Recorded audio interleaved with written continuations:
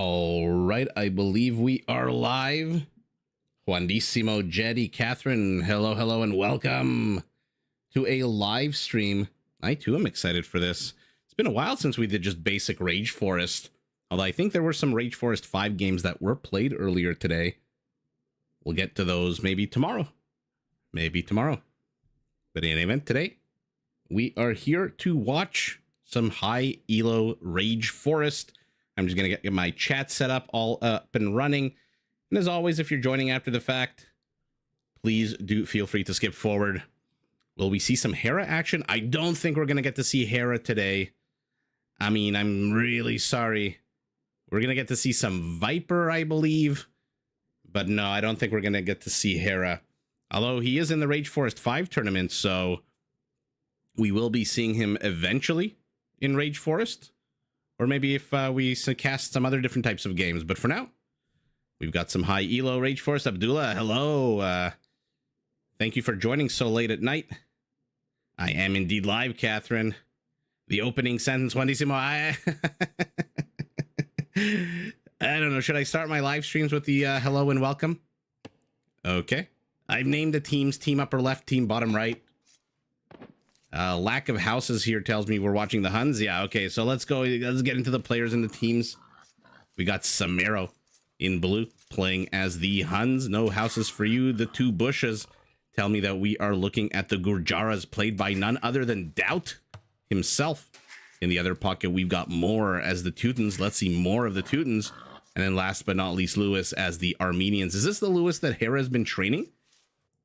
If so, let's see how well he does on Rage Forest. Cool Cat on the other side of the map, on the other side of the world, as the Celts in purple. In his pocket in gray, we've got Dan as the Khmer, the Kamai. In the other pocket, the Sicilianos by Imperio. And last but not least, Mihai. Ooh, where's Radu when you need him? Derek, I am doing quite well. How are you tonight? Smoking and watching some AoE. Nice. Still Marlboros? Let's see. So who we have facing off? We've got the Romans facing off against the Huns. So you got your quintessential infantry civ versus your quintessential cavalry civ. And for now, blue busts down. He wants that Gurjara camel scout to come help him. And help him he does, but oh, he walls his teammate out for a second. Dick move there, Samero. But he rectifies his mistake and immediately good speed out of these villagers to wall that off. And then to the bottom left, we've got the Armenians facing off against the Celts. Let's see how well that Celtic Woad Raider does against a whole bunch of 100 HP champions. In the meantime, it looks like our Khmer is being chased away by our Armenian, who's brought 2 villagers to the party. Okay. So shenanigans beginning here with a couple of Armenian villagers to the back. He's going to go after the scout, probably. No, they pivot north. The battle over the palisades continues here to the north. Catherine also smoking and watching AoE. What are we smoking tonight? Chilling at the in-laws. Okay, well, I'm glad we can bring some Age of Empires to you. Marlboro is the best. Lucky Strikes. Okay. I've heard good things of Lucky Strikes. I always see them in Vegas in those old-timey cigarette machines, but I've never actually had a puff of Lucky Strikes. The Wall. Oh my goodness. 1.5 months of traveling. Hopefully you went somewhere nice, somewhere relaxing, or at least somewhere fun for a month and a half. That's a nice, decent chunk of time to be traveling. I definitely miss those days pre-baby. I should say pre-baby, pre-everything when I was in my late teens, early 20s. Oh, damn, smoking some meats. Hell yeah. I always, one of my goals is to take my baby, once he's old enough to appreciate the art of barbecue, to the barbecue triangle in the U.S. What is it? It's Kansas City, Missouri, and Texas, I think, are the 3 homes of barbecue in the US. Definitely going to try a whole bunch of smoked meat.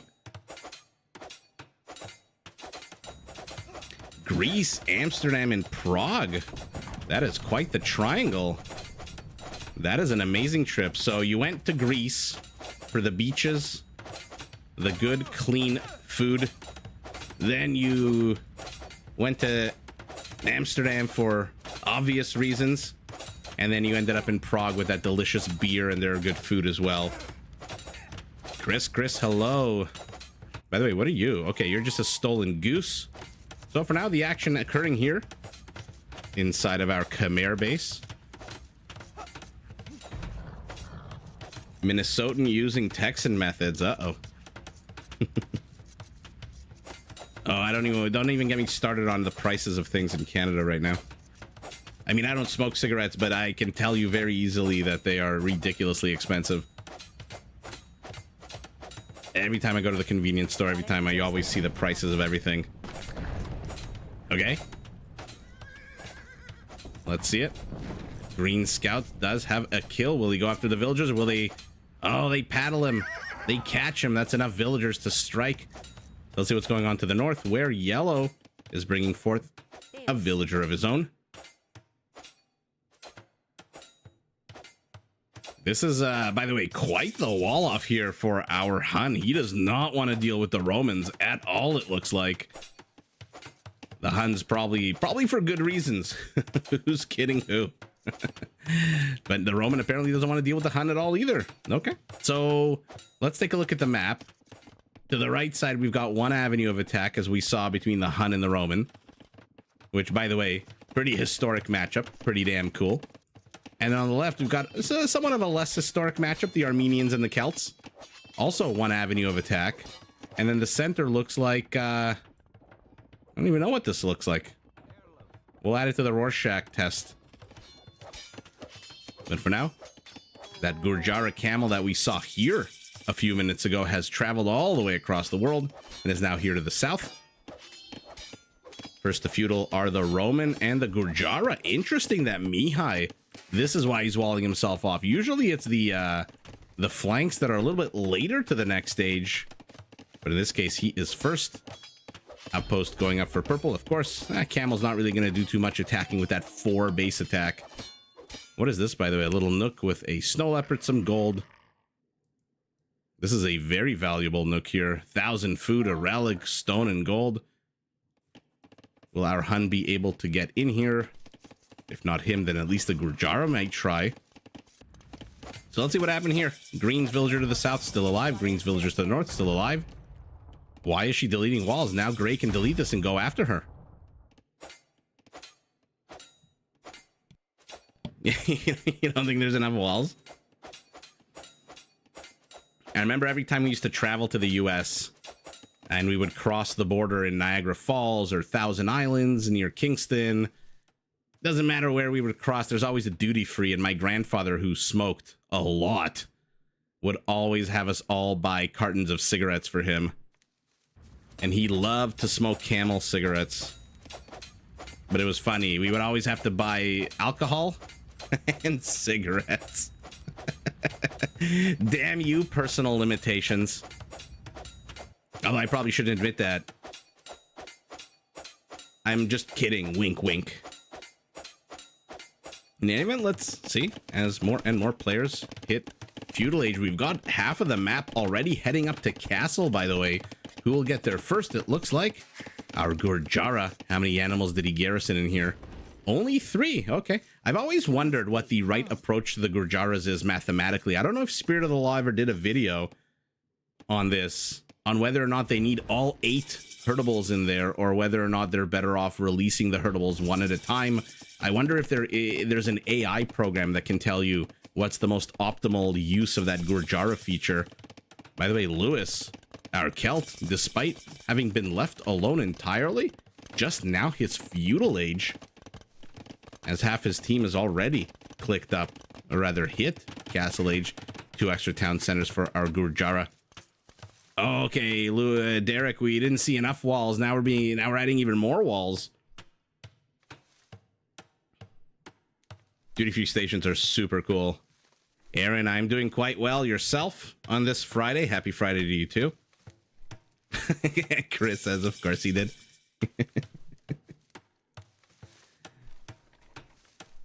Oh my goodness, a Cadbury Ed McFlurry. The McDonald's in the US is just head and shoulders better than the McDonald's in Canada. Even though, like I say, the Coca-Cola in McDonald's is always the best because of how they transport it. By the way, Lewis being a complete party pooper here, he's not happy just to leave his villager in here. No, no, no. He needs to spend 125 stone to build a tower here to lame the gold and possibly bust this villager out. This is something, by the way, we've never seen, at least not during my live streams. Usually they just leave their villagers in there and then eventually forget about them, or those villagers die. I don't think anyone's ever doubled down with a tower. Trying to click the villager, no ballistics for you yet, which means the villager should escape unless he walks in a straight line and goes back. He could use more walls. More walls, says Derek. Oh, it was in Canada. Interesting. Chris, I remember eating at a McDonald's in Italy, and it was just absolutely garbage. Did I ever tell you guys the story of how I asked? So I have a thing, which is probably like the most North American Canadian thing in the world. Whenever I travel, wherever I travel, I always have to eat McDonald's once. Just one time. And I always get the same thing. I get the nuggets and the chicken sandwich, which is what I like to eat at McDonald's. And I was in Paris as a student. I think in 2005, I want to say. And I asked somebody in Paris, pardon me, où est le McDonald? Où est le McDonald? Like, where is the closest McDonald's? I didn't say closest, but I said, where's the McDonald's? And man, oh man, did he start yelling, American! Why do you want to eat McDonald's? I was like, bro, first of all, I'm Canadian. Second of all, calm the hell down. I'm asking you where the McDonald's is. I'm not asking you to, like, give me money to pay for the McDonald's. Lemmy, you are not late at all. Teriyaki burger at... ooh, that sounds interesting. They brought the McRib back, and it was just absolutely disgusting. And this is exactly why people don't play towers in this kind of situation. What a double whammy shot, by the way, getting the tower and the villager. You just wasted 125 stone. In any event, our Teuton is here. That Teuton siege, busting his way. I love that they wall this all off, and in literally, what, 7 or 8 minutes, none of these wall offs are going to mean anything. They didn't even really need to. Yellow was not pushing into blue. Blue was not pushing into yellow. There's a whole bunch of wood and stone wasted for blue. Enchi, hello. That dude, yeah, you said, look, part of it was because it's cheap, but part of it is just because I'm curious. I want to try the chicken sandwich, I want to try the nuggets, and I want to try the Big Mac. Because you know the, what is it, The Economist, I think, has the Big Mac index at the end of every magazine that shows you, like, the prices of the Big Macs around the world. And ever since I saw that in undergraduate and university, I was like, okay, now I definitely have to get a Big Mac everywhere I go. And so I do.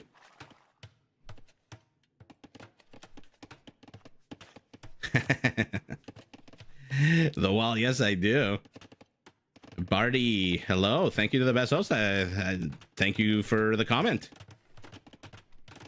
Oh my goodness, that dude. I used when I was in Berlin, I was getting beer at the McDonald's, and I was in shock. Two things I was in shock about in Berlin when I went to the McDonald's: the beer that they serve, and that the fact that every single person there was eating their French fries with mayonnaise. And I was like, what the hell are you guys doing? Have the Germans not heard of ketchup? And then I tried it and I was like, okay, I get it. I get it. It is disgustingly unhealthy and disgustingly delicious. 2 outposts for our Roman. He does not want any of these weeks. What are we working with? Birch today? Trees getting cut down. Is this even closed? This is not closed. So that snow leopard is just waiting, hissing. Uh-oh, our Teuton is making progress slowly but surely, but our Celt does manage to get a... Oh, that second shot could have gone after that one.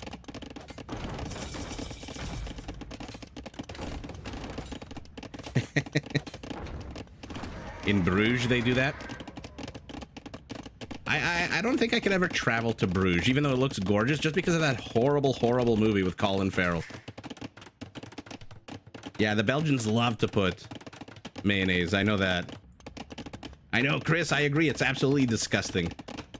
I love fry cones in the Netherlands. Germany is a very magical place. As is, by the way, this ridiculous wall off by our Roman. I mean, there's one thing not to want to deal with your opponent. There's quite another thing to wall yourself out. What is our Roman doing, by the way? 1, 2, 3, 4 town centers. Not surprised with those quicker working villagers.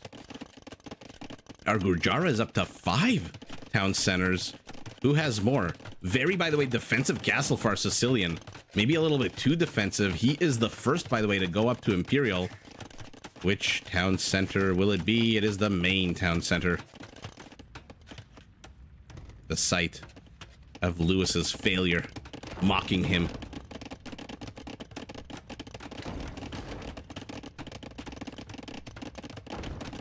Canadians get punched in the movie? What movie? Catherine, I've heard of people eating French fries with malt vinegar. I haven't tried it. The Wall, what movie do Canadians get punched in? I mean, that's hilarious, but as is Mihai's wall-off. You are not Mayans. This is not a cheap wall-off. So I'm assuming our Roman is not going to go Centurions because he's basically spending his entire stone budget on walling this area off. Okay. How are you going to wall this area off? This seems a little risky. Oh, in Bruges. Okay. Sorry. I had a brain fart there. Armenians can be really good in team games, especially if they can spam 100 HP champions in the late stages of the game. The champion is pretty much the best infantry unit to counter any and all trash. And if a game does go into late game, and if you manage to get into your opponent's trade route, and they start having to rely on skirmishers or halberdiers or even hussars, 100 HP champions from the Armenians can be absolutely devastating.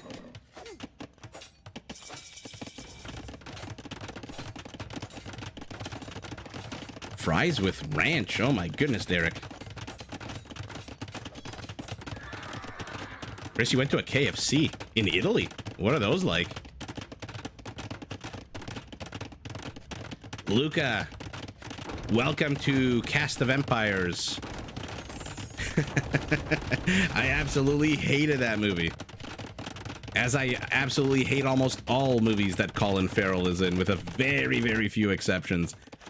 I remember I once said this like 6 months ago. Oh, wait a second. Wait a second. Sneaky. Our Kamai. Carving a path to Grandma's house.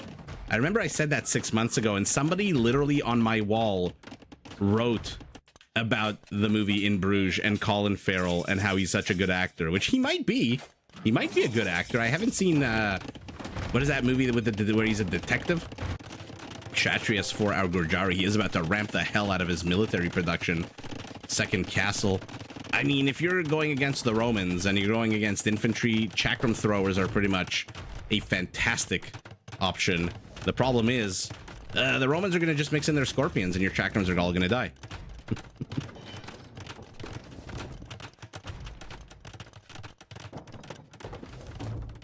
Man, I've really taken this video game cast incredibly off course with the discussion of my fast food eating. Uh-oh. Our Siciliano, does he have hauberk? Yes, he does. 8 pierce armor, 6 melee armor.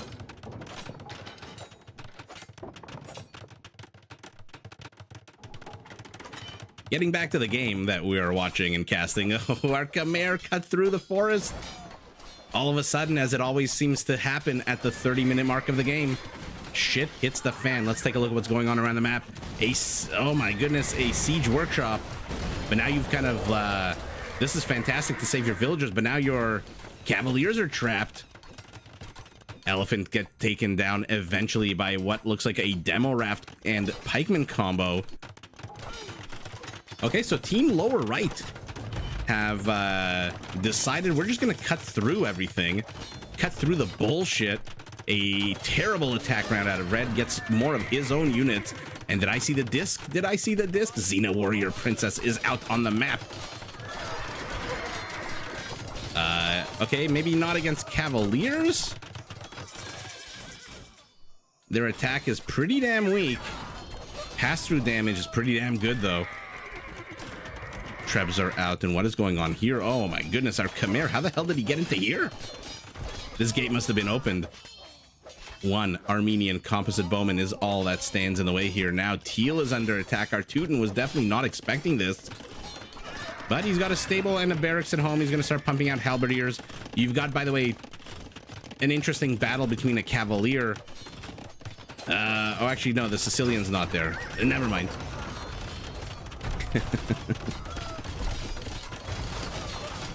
True, Derek. If it was stayed on topic, it wouldn't be my stream.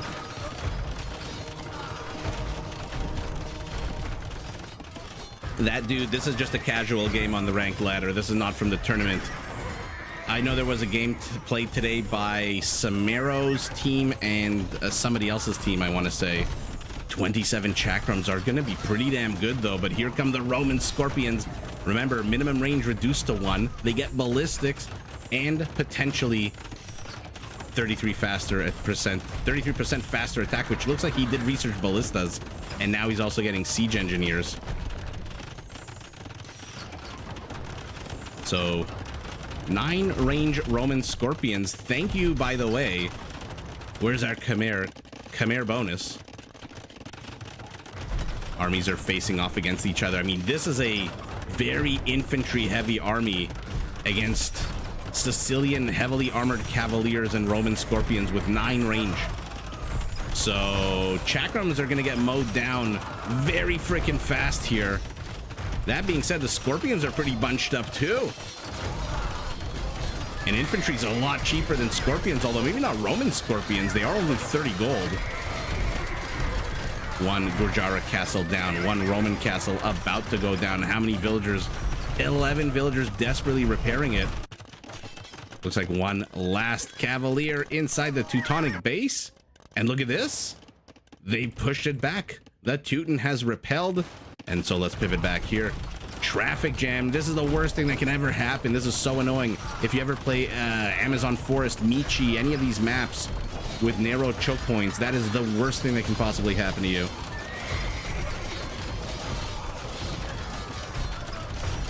You guys are really making me crave KFC right now.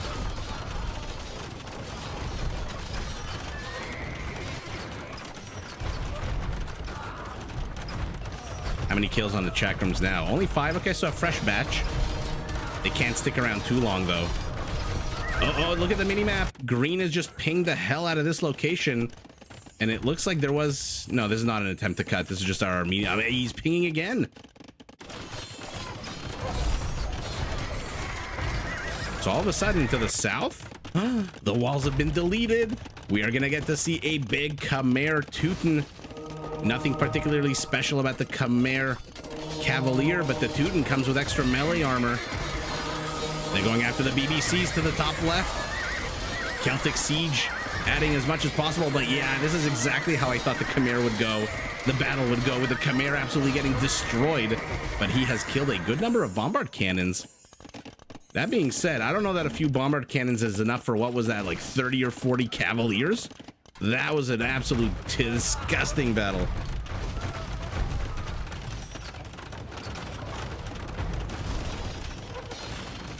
Eddie Lee, you are not that late, actually. You're 38 in-game minutes late, which is about, what, 20 minutes real life? You guys don't have to ever say sorry for being late. You have to say sorry for leaving your siege unattended, though. Ooh, good save. Good save. Why is our Teuton stuck on Onager? Why does our Teuton not have Ironclad or Siege Onager?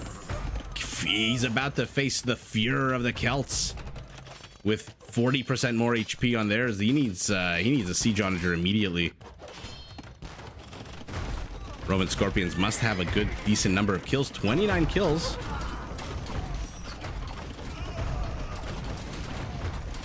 Oh, damn.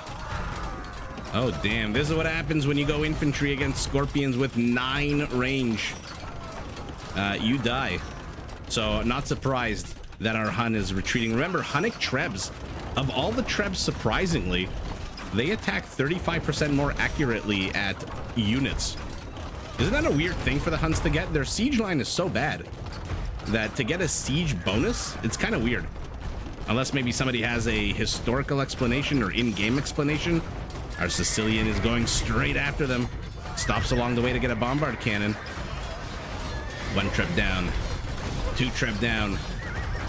3 Treb if you count the one to the bottom left. 4 Trebs down. No, he saves it. Good hold. Good hold from our Hun, who has gone Halberdier. I think a whole bunch of Tarkans here could do nicely, by the way. And our Celt, our Armenian, here we go. This is exactly what I was talking about. Late game 100 HP champion spam. And uh-oh, Fuhrer Celtica is not going to save you from melee. It looks like, again, the Celt seems to be killing a lot of his own units. Actually, no way, zero friendly fire. I definitely saw a couple of Cavaliers fall underneath the town center.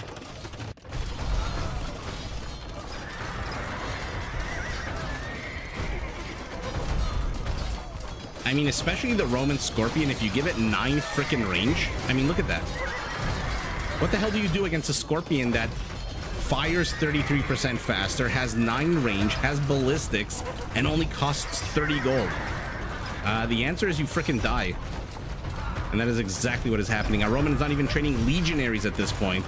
Mihai going for a pure siege army. And again, the Huns should have the better Treb. They are more accurate at attacking units. Bit of an incursion here from our Teuton. From where? Yeah, so you just moved down there, and now okay, 40.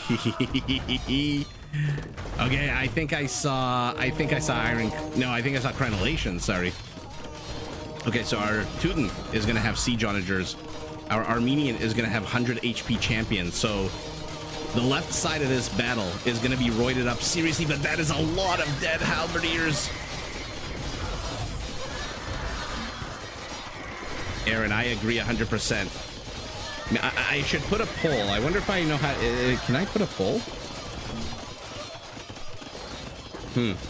If I knew how to put a poll on here, I would say what's more satisfying, a good Scorpion or a good siege onager hit? Actually, Aaron, you gave me a fantastic idea.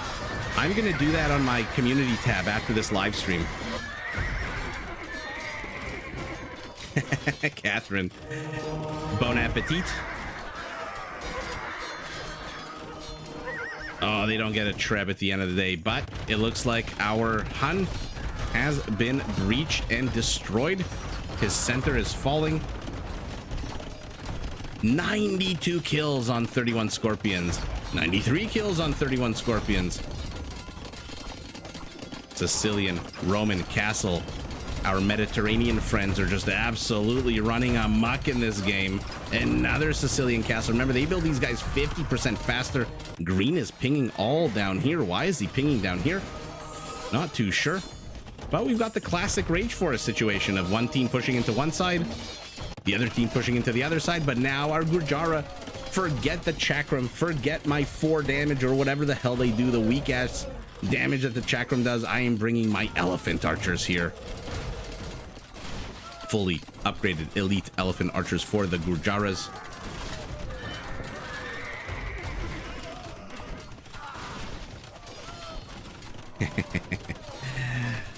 Oh, but let me, we have to hold all things equal. We have to say, what about a big siege onager hit versus a big Scorpion pass-through hit? What are they attacking, by the way? Oh, that's hilarious. There's a bunch of halberdiers just popping out of these barracks. Blue might as well just delete this gate right now. It is doing nothing but hampering those elephants. 31 has become 25. They've got 106 kills. Why are the elephant archers attacking the freaking castle? Somebody make Doubt's aggression make sense.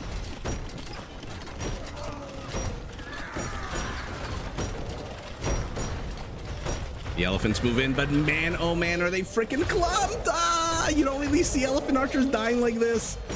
You do now. That was epic. That was awesome. But look at this. Purple has been knocked on his ass as well. His fishing industry has been allowed to go unattacked, which is a little weird. Still no ironclad for Artuden, despite facing off against Cavaliers. What's happening here? A single Sicilian Cavalier running him up. He's got 11 kills, 11 villagers, 12 villagers now. Wow, hero Cavalier. Our Roman chases all the way up here. Our Hun is trying to hide. He has expanded to the rear here with a lot of farming, but I don't see a town center for him except for this one. So Samaro is basically capped in terms of the number of villagers he can build. Scorpions now down to 12. They've been able to whittle down that count. Artuden. Artuden pops out, takes 12 to 8, and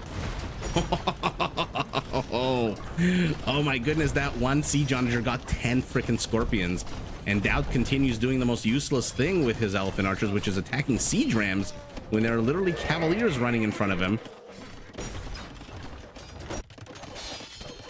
But purple's been crushed, blue's been crushed.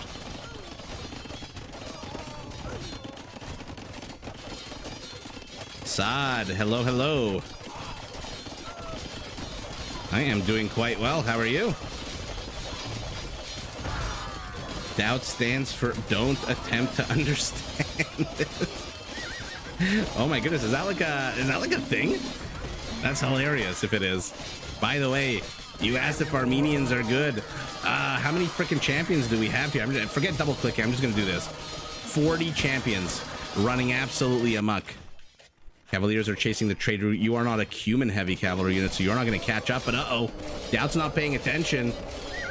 Elephants are great, but not against. Oh no, not against halberdiers, especially not against. I'm assuming these are elite sergeants. No, they're not. Why are the sergeants not elite? Imperio, you've got 80 gold in the bank. That's why they're not elite. But Doubt lost a whole bunch of elephant archers. Way too many more. Way too many, and more than he should have. I honestly don't know who's winning this game. Look at the scores. 4 or 5% apart in score right now. Both teams are ripping into each other. Our Armenian says, forget Gray. Our Kamai does not pose a threat at all. Let's just rear end the Sicilian. Maybe it should be. It definitely is a hilarious. Ooh, I would love to see tower elephants and gunpowder elephants. I've been in love with the idea of gunpowder elephants ever since the movie The Baron Munchausen. If you haven't seen that movie, drop everything you're doing and go take a look. It's about the siege of Vienna, and it's based off the book, The Fake Adventures of the Baron Munchausen or something like that. And at the end of the movie, when he's fighting the Turkish army, there's a whole bunch of these elephants with mounted cannons on their back.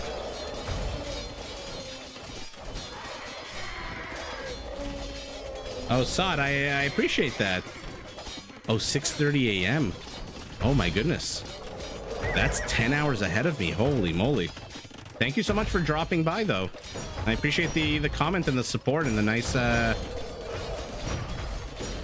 niceness.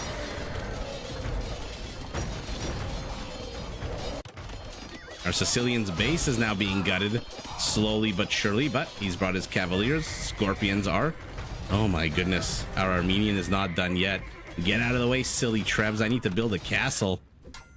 Thing. Grenized. Halberdier. Attack. Oh yeah. This is why we watch the game. Who cares? Who cares about anything else right now?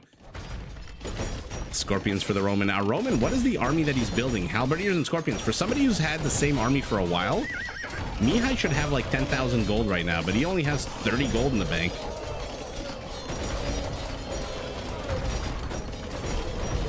The Day of Siege. I'm not too sure. Doubt, what are you attacking? Halberdiers with your elephant archers as the Romans systematically building by building.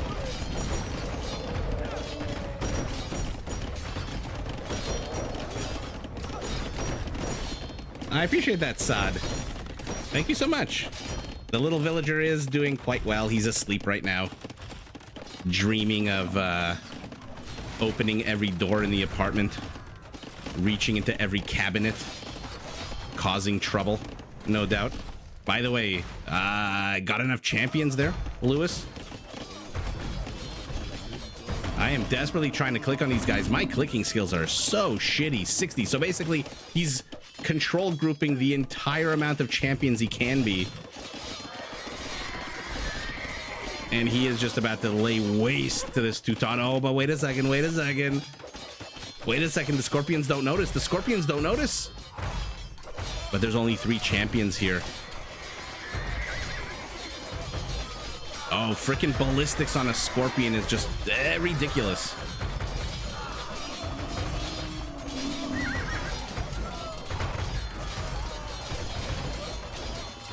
Ooh, it highlights the winged hussars.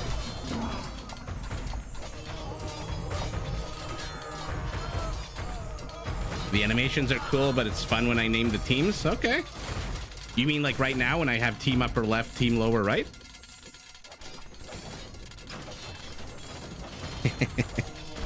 I'm always, like I said, pleasantly surprised when people like us. By the way, our Hun has gone from his hometown to the north all the way to the south, where he stops our Khmer from running into this town. Brilliant move by Samero, finding that vulnerability. Sergeant, very slowly. You're still not elite. Why are you not elite? Well, he's only got 3 now, so I guess that's why he's not elite. The map all of a sudden looks empty. The military counts and our villager counts are very low. 75 kills for these guys. Oh, now they're going after what? Oh, there's a converted. There's a converted Scorpion. Oh, he didn't manage to get too much done. Uh-oh, uh-oh, uh-oh, the Teuton's on the hunt. The Teuton's on the hunt. Ah. Who doesn't love a good onager hit?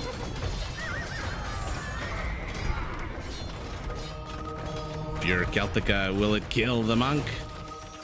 Oh, it kills the monk. It dies as well. Does that siege onager, but here, even more conversions attempted by our Armenian. Dowd has also, by the way, been debased over here. He's expanded here with cavalry, but what's his villager count? 83, 84 villagers. Actually, no, sorry. 37 villagers, 47 of that is trade carts. Purple and gray are building town centers up here. Teal has been knocked out. Purple has been knocked out. Blue has been knocked out. Orange is on the way to getting knocked out. Red is on the way to getting knocked out. So we are seeing a complete 180.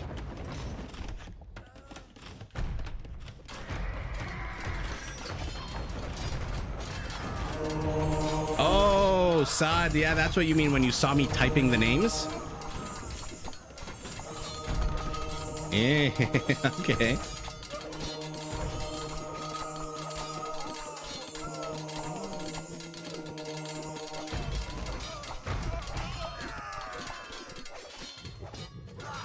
Naz is asking Saad, are you from KSA's Saudi Arabia? Here we go. Our Teuton is now spamming hell. So at this point, we've reached the halberdier spamming portion of the evening, where these guys are going to come in very handy. Tinkle, tinkle, tinkle. Oh, self-own. Okay, good, good. Getting more and more of these Teutonic. But this is the real problem here, is they haven't really figured out a way, except for the Teuton Siege, which is nowhere to be found, that to deal with this Roman Scorpion Ball.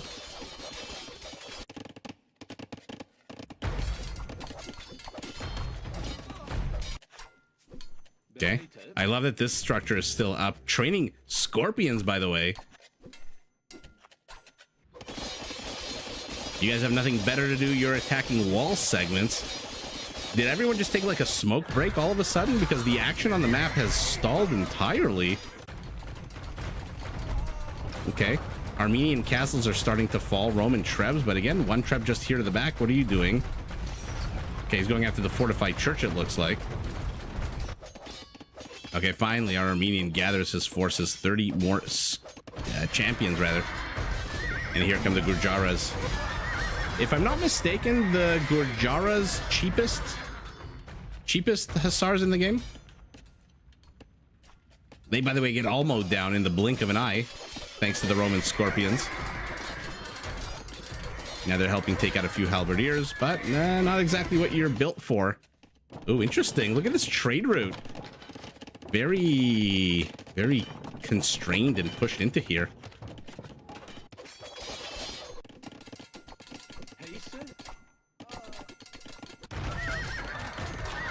Here we go. Celtic Teutonic siege facing off yet again. It looks like our Celt is going to die. Our Romans survive. Our Teuton survives, rather. Ooh, for a hot second, and we finally have legionaries. Do they have committencies? They do not. But they are fully upgraded. Let's see this. They're definitely going to slaughter these halberdiers, but the halberdiers outnumber them real bad. And I believe, if I'm not mistaken, I just saw committencies end. Yeah, there we go. The white bar underneath the legionary tells us that he is just gotten committencies, and the Sicilian Roman combo yet again proves superior, even against the extra armor of the halberdier. And Samero's back, baby. This time with 42 paladins, elite Teutonic knights. Yeah, he says, as I highlight the one individual Teutonic knight on the map. Why did he go elite? Just for this guy? Look. By the way, if you're not familiar with the Teutonic Knight, just look at the stats at the bottom left of your screen. 21 attack, 13 melee armor, 6 pierce armor. This unit's basically invincible. It doesn't matter if they're outnumbered, they just... Yeah, that's exactly it. It's hard to say whether we want Teutonic Knights to be more useful. They're kind of like the Persian war elephant. You don't want them to be too good, otherwise everyone's just going to build them and they're just going to absolutely wreck everything. Now, what I would love to see is a Roman legionary with a +4 attack bonus and a charge attack taking on the Teutonic Knights. That would be absolutely epic to see. What we're seeing instead is Samero showing up at the hour and 8-minute mark with his paladins. Remember, he was the first player knocked on his ass and knocked out of his base, but he's back. 6 town centers, and now he's in the trade route. Uh-oh. Heal is pinging over here. Why? He's gone up to 5 Teutonic Knights, but they're kind of just hanging out.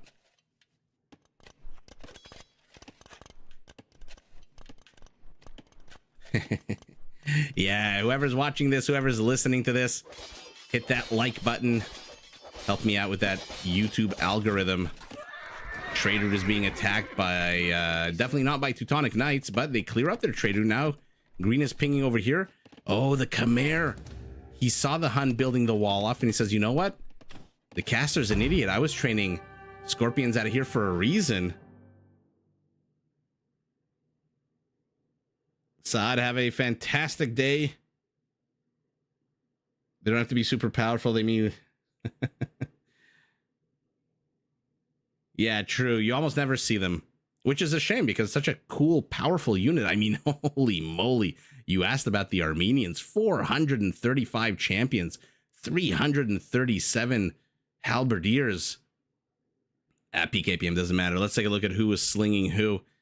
Most resources given the Armenian, most received was our Hun. Of course, that's how we managed to get back on his feet, get those paladins, and most trade.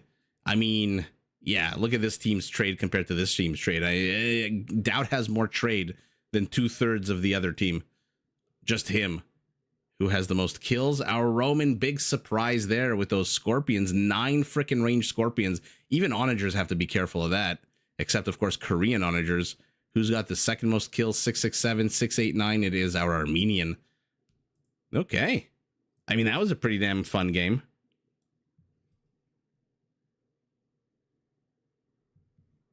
Yeah, Abdullah, I told you, I think I've mentioned many times, I've been so bad with Discord. So bad with Discord, but there are definitely going to be community games. Okay. So that's game number 1. Bear with me. I'm just going to set up game number 2.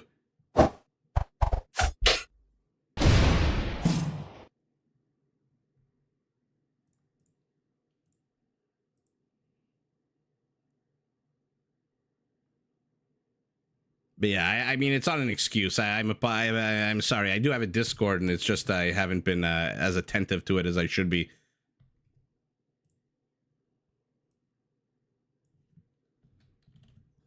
Okay, just naming the teams.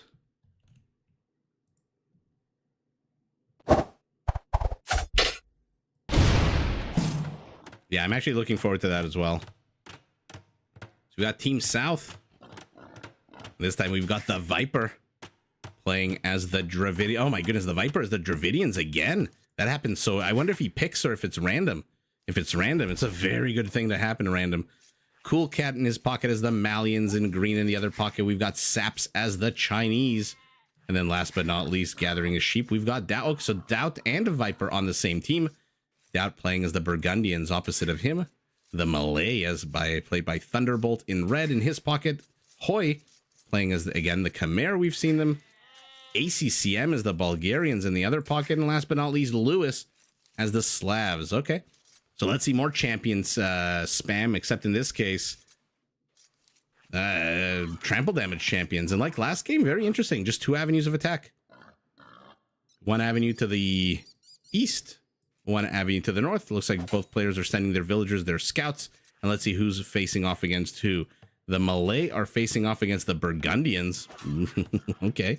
Whereas this looks like a bit of a 2v1 here, right? I don't think we very rarely see this where we've got the Bulgarian and the Slav facing off against, I mean, the Viper, the Dravidian, who is getting pushed back and walls his own villager in. Why the hell not? He's only got 5 HP left. And Lewis is making an issue of it. Bula, hello. By the way, do we know? I think I asked last game. Do we know? Is this the Lewis that's been trained by Hera? If so, we've got basically Hera's trained trainee, I think is the right word, versus the Viper here. And this is a very aggressive wall off here by Doubt. Very aggressive. I'm surprised, shocked that Doubt didn't send all of his villagers here. He only sent 1 villager. How very undoubtish of him.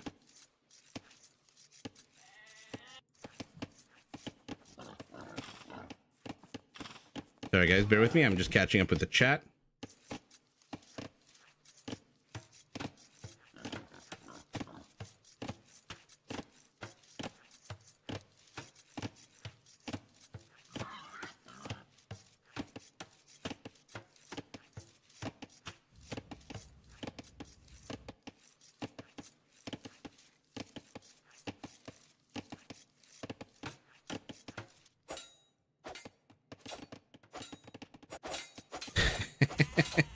Okay, brought 2 villagers. My bad.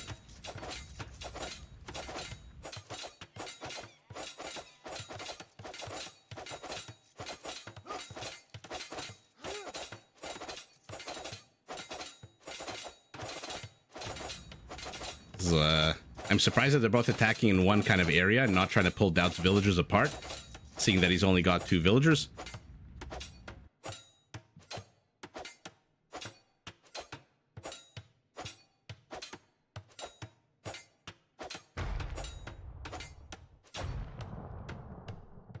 Purple. Join in on the fight. Kill blue villager. I mean, this is literally a 3v1 here. Who's going to get the kill? Oh, the yellow scout, I think, got the kill, yeah. Okay, so no wall off. It looks like a defense of a villager attempted here.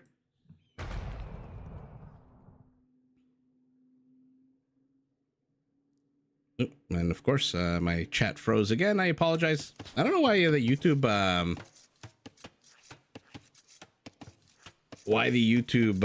when I watch the video, it freezes the chat every like 6 or 7 minutes so predictably. By the way, the Doubt's wall off is still up, and he snuck a villager behind enemy lines, but he's heading to the same direction as a scout, which Red saw. Oh, never mind. Red didn't see. Red is pushing deer. Do we think Doubt is going to play some kind of shenanigans with these boars here on the right? Oh, Force Levy on Rage Forest. Yeah, you thought the Armenian spam was bad. Daniel, is the Viper streaming? It's possible he streamed this game earlier on his channel, as he now traps Lewis's villager. Lumberjack ASMR. Oh no, he's in the corner, which means they can attack each other. High action attack. Whoa, whoa, whoa, whoa. How did blue manage to attack him when he moved? Oh, no, no, no, no. Now this is incredible. We've got a multi-layered human centipede situation going on here. Yellow has walled blue in here. Blue has forced yellow to wall himself in here. Oh my goodness. Now even ACCM is bringing a villager to help Lewis out. No, thinks better of it. Turns around. What, is he going to trap Lewis's villager? Man, the fun thing about Rage Forest is that sometimes you just see this nonsense. And now, oh my god, Lewis's villager is trapped in here. And I'm sure the Viper, with his skills at microing at multi-screen APM, is going to be more than happy to just keep the shenanigans going here. But it looks like maybe not. Maybe I'm wrong. Lewis sends the full health villager on a hunt after this one. It's a shame this Slavic villager is not a Berber villager. I mean, what the hell is with Gamer Legion? Do they just practice being super annoying with their opponents? Although it kind of does look like Thunderbolt managed to trap Doubt's villager here. So Doubt looks like he might have wanted to do some kind of wall off. Oh my god, the Viper's still alive. It looks like he did attack that one villager. Okay, now Cool Cat is going to come in here and join the fight, but I don't know if a half-dead scout and a third alive villager are going to be enough. Isn't it time for a new DLC? Oh, please no.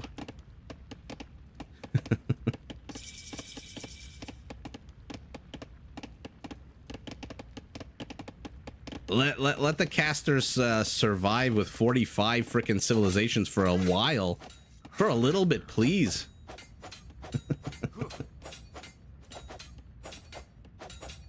The 9x5 looks nice on the screen. I know, Jimmy, believe me. Believe me. I love it when there's always this symmetry. I mean, how many times do I zoom in when there's a synchronized attack? You know I have the OCD, the OCP. Love of all that kind of stuff. Oh, Daniel, thank you so much. I'm very happy with my shorts. Although, to be fair, you don't have to thank me. You have to thank the players. They're the ones who are actually the ones fighting. I have a fun one tomorrow from the Viper Hera game, the Warlords series. That was very fun to make.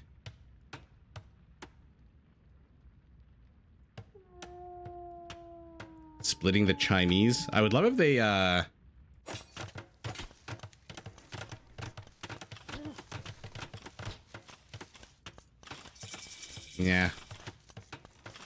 See, that's the thing with Age of Empires. I always say this. You get 2 people in a room who love Age of Empires. 2 people, you got 10 opinions.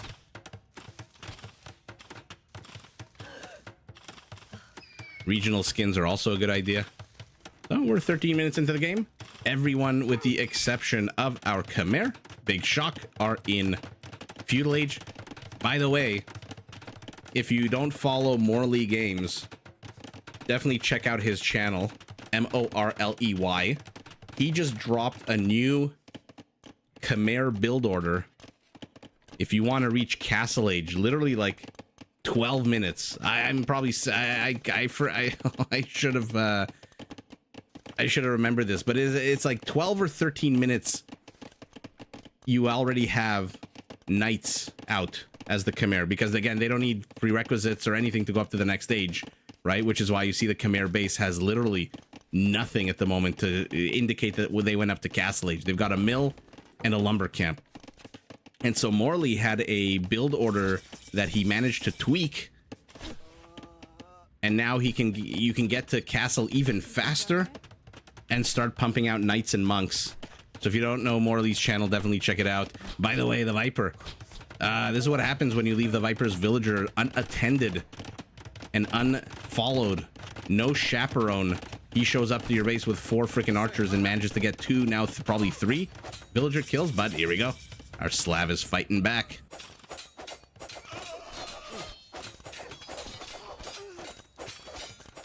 Catherine, what are we eating tonight?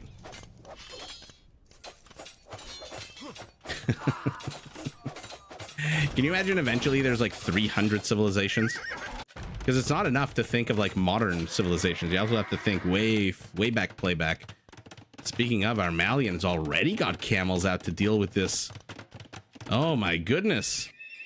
Lewis says, I see the Viper and I raise you not one structure, but two. How many archers did the Viper lose there to those villagers? You only lost one, it looks like, or maybe to the town center? Who got the kill? Yeah, the town center looks like it got the kill. Blue is pinging over here saying, guys, I need help. Somebody send something. ACCM has a stable with knights on the way.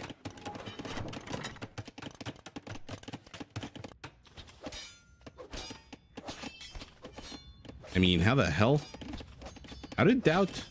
Oh, he busted through. Okay, I thought Doubt also started placing infrastructure to the rear of his opponent's base, but no. Our Chinese battering ram battered its way through that Malay wall with ease. Unfortunately, now there's a Khmer. Oh, fantastic attack round there out of Hoi, but he telegraphs his location and immediately a Chinese light cav moves forward. Oh, now dangerously moving into the town center. He's trying to wall him out. He's maybe trying to save the villagers. Either way, the scout can't find that much damage. Actually, did manage to get a kill. Another scout bites the dust. This Mangonel. Okay, shooting away the aggression here. Oh my goodness, not every day you see archers killing a knight. So let's see, let's recap like previously on Rage Forest Friday nights. We've got the Viper in the back of Lewis's base with Feudal Age archers because he's still in the Feudal Age. There's absolutely no indication that he's going up to castle. We've got Lewis in the back of Cool Cat's base with not one but two stables pumping out scouts because he also is in the Feudal Age. Then we've got Doubt patrolling with a Chinese ram, Saps and Doubt, I should say, attacking Thunderbolt's base, while Hoi brings forth his Mangonels to try to stop this. But there's a lot of monks and there's a lot of light cav already out.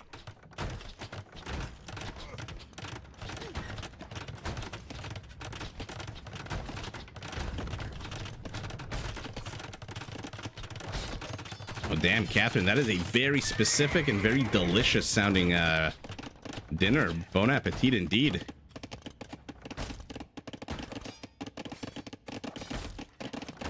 Oh my goodness, a DLC to make your villagers look like pro players.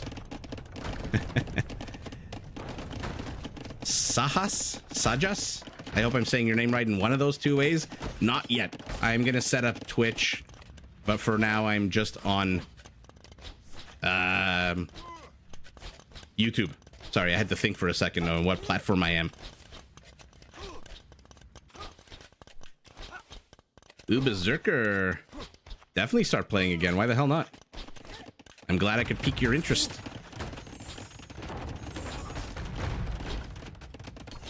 But your logic is exactly what I was experiencing. I also was like, wait a second, this game is still alive and doing much better than ever? Our Chinese scout, by the way, has inserted himself into the Khmer base, and the Khmer has nothing except the ability to run to the houses. The Viper's very flimsy wall-off has now been destroyed by our Bulgarian, and ACCM says, hey, Viper, you're spending your resources here? Keep spending them here. I'm just going to push into you. But Malian camels, still in Castle Age, no Farimba just yet.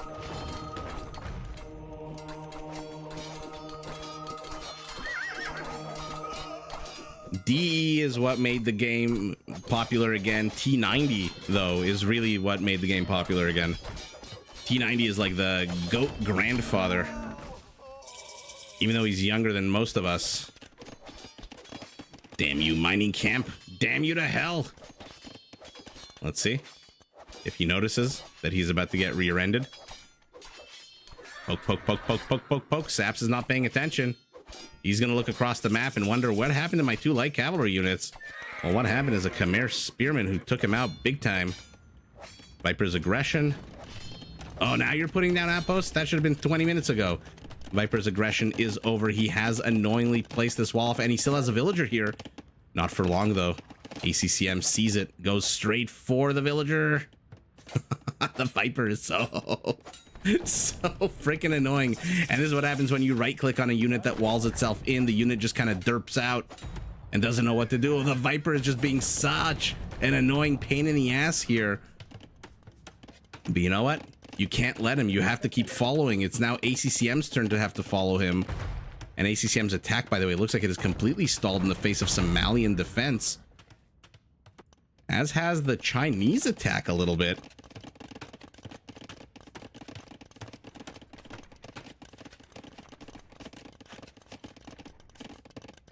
Oh, Forest Nothing is such a ridiculously long but super fun map.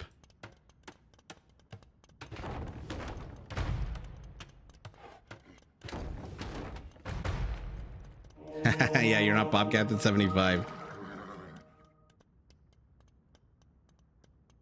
Berserker, I too am from 1998. That's not my birthday. That's when I started playing this game. When I think AoE 1 came out. Oh my goodness. Now even our Chimeras joining on the Viper hunt. They really want to kill the snake. But the snake is making it about as impossible as he can.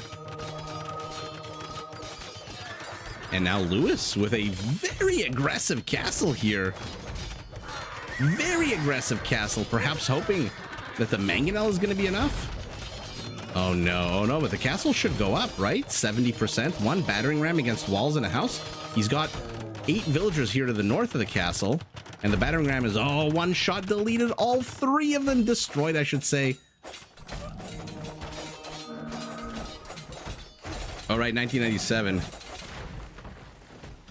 True. The Viper?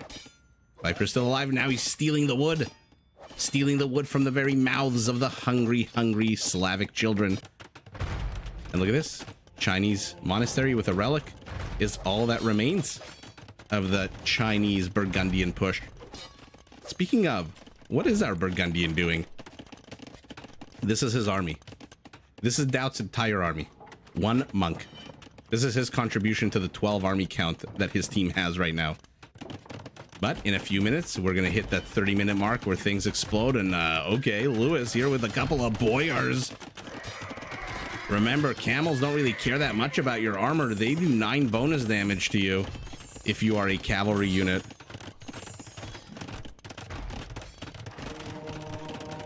Battlefield 1942. That reminds me of Axis and Allies.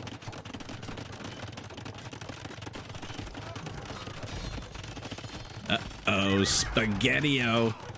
Whose castle will go up first? I don't even want to click it. Oh, it looks like Lewis is inching ahead, but the Viper's got a shit ton more villagers. At some point, though, the returns on the extra villagers don't really pay off. The Slavic castle goes up. I really hope, for Lewis's sake, that he's got detonets, and he is about to pop out petards, and the Viper's in trouble. No, he's also training petards.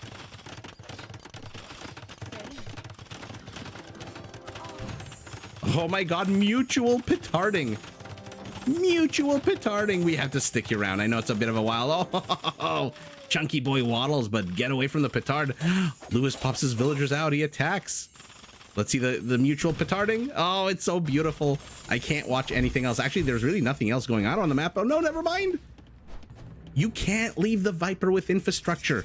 You can't leave anybody with infrastructure in your base. It doesn't count if it's 80, 99% destroyed. You have to destroy it. Boom, boom. The only difference is the Slavic castle. I don't know if you researched detonets, but it could potentially be a lot cheaper than this Dravidian castle. More explosions. Nobody can repair anything right now. ACCM going the long way around. What the hell happened to that elephant? Oh, he went into the castle. Okay. Light cavalry should be enough eventually. The numbers alone. Chinese infrastructure is being cleared up, but the real battle is whose castle? Oh, the Viper! I mean, what the hell? What the actual hell do you do against a player that can micro this amazingly well, this quickly? One more petard. Will he even be able to train it? The HP is falling. The HP is falling, but the Viper kind of screwed himself there. And the castle is down with that final petard. And oh, what an absolute epic series of battles. By the way, no, the Viper's villager did get killed. As the elephant, the last elephant falls. Please get rid of the man's archery range. There you go. Malian attacking Bulgarian villagers who are Krepos dropping. Okay. Conics and villagers. I mean, this game just became real bonkers all of a sudden. I was so tunnel visioned on this castle battle that holy moly. Okay, let's take a look at what's going on west to east. Okay, Malay castle going up. Burgundian castle with petards being massed. Why do you have petard? Okay, for the wall off here, I guess. The Viper's archery range is now being attacked by hussars. Remember the Khmer? Don't need to drop off any food, so they can spam hussars all the live long day. Reposts are still up. Where are the conics? Here they are. Upgrades, +1, +2 only. Does he have stirrups? No, he doesn't. If you're going conics, you best get stirrups. 1, 2 castles, 1, 2, 3 siege workshops. Burgundian gunpowder units do attack 25% stronger, so I'm assuming we're going to have to see a whole bunch of petards. I mean, look at look at Dowd's villager population. 168 villagers. Wow, so I'm assuming we're just going to get to see 30 bombard cannons and a handful of petards. There used to be an Axis and Allies video game. It was basically the board game, but turned into a very basic, very poorly graphicked video game that I used to have. I wish I could find it. Yeah, let me, because technically I guess they're not like unmanned siege units. I guess you can garrison them. Daniel, this is fine. Are you referring to that meme where the house is on fire?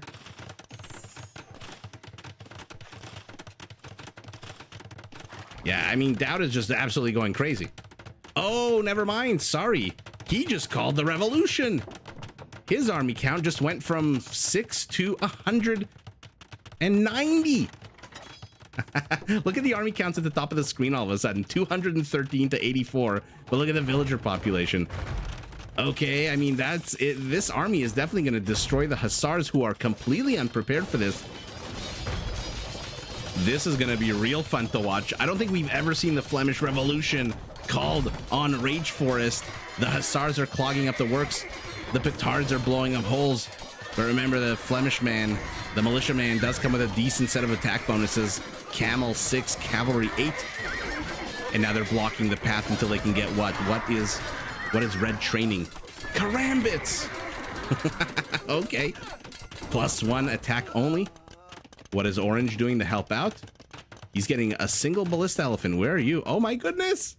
I didn't even notice that the ballista elephant cut a path through the forest and then walled it off. Okay, Doubt called the revolution. The revolution is technically, I guess, being televised, but he's not really pushing in here. They're just clogging up the toilet with these units. Yeah, Viva la Revolución. Wow, okay. There's a whole bunch of orange hussars helping out. Blue is saying, hey, send them south. You don't need them here. And what is happening to the south? The 2 Kreposts are still up. Bulgarian, Slavic castles are up. Now we've got Arumis from the Viper. Attack upgrades +1, +1. But still enough to maybe... No, he doesn't even get the Treb. Forget about this. Let's go back to the revolution. Backed by Chukanoos. Oh my god, but now they're walled off, and I knew it was going to be for bombard cannons. But so many karambits, and now scorpions being brought as well. Rocketry for the Chinese is going to make these Chukanoos go on steroids. They're going to have a 14 freaking attack. I mean, Dowd has so much army, it's clogged up and not doing anything. And Orange is happy to just keep building walls, keep training halberdiers. Rather, Red is training the halberdiers. Orange is just training hussars to clog up the works. Half of this army is not even fighting one another. Crossbows and scorpions killing on one side, Chukanoos killing on the other side. What an absolute bonkers. This game really became bonkers. I mean, I say that word a lot, but this game really did become bonkers. Now we got a bunch of dismounted conics as well. It looks like the Viper, though, is being pressed into big time. His Zarumis clear up a little bit of a battle here, but Doubt is back to 61 villagers. He called the revolution. He's got 5 militia left. 4, 3, 2, 1. Where is the last militiaman? Oh, he's not even attacking. What a coward. What an absolute coward. Doubt's entire revolution flushed down the toilet. But you know what's worse? A whole bunch of freaking Chukanus. 39 of them, 33 kills, 14 attack. But they're moving into a whole bunch of castle fire. Yikes. No. Saps, retreat. And retreat he does after losing 2/3 of his army. But now he's getting rear-ended by these hussars. Absolutely epic. Absolutely epic. And now Dowd's starting to train Flemish militia. The Viper, by the way, is still alive. Armalian has placed a castle here. What is Armalian doing, by the way? Still no Farimba. I don't see any upgrades being researched by him. Everyone's in Imperial Age. That choke point was absolutely epic. There's definitely one way to reduce numbers advantage in this game, and that is choke point.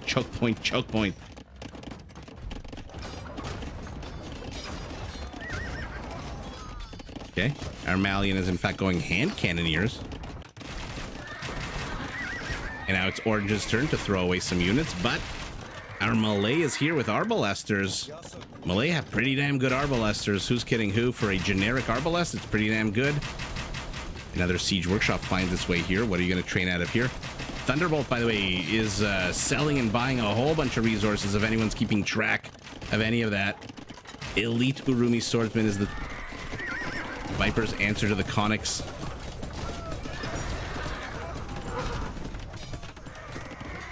But structure by structure, look at the Viper.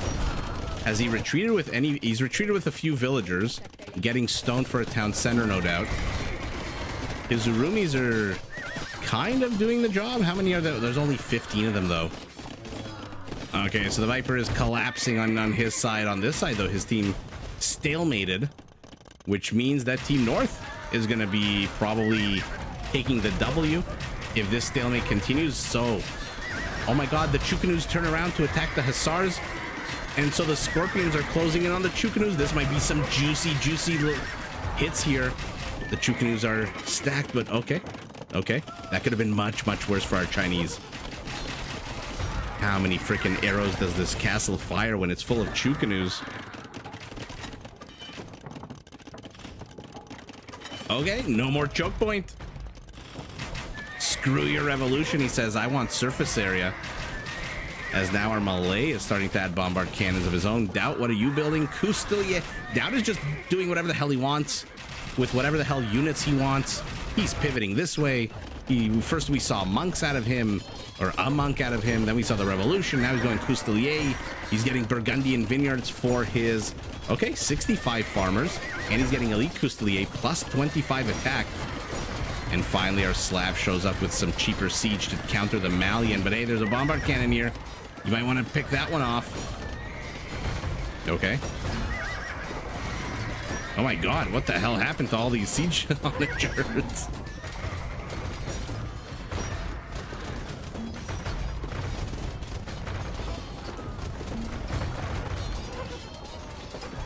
Our Bulgarian is spamming Hussars. Do they have... Yes, finally he has stirrups. Look at the attack speed, the third last line. Reload time, 1.4 seconds. They attack as fast as a freaking Chukanu. And Doubt, for the third time this game, sends his army in to die.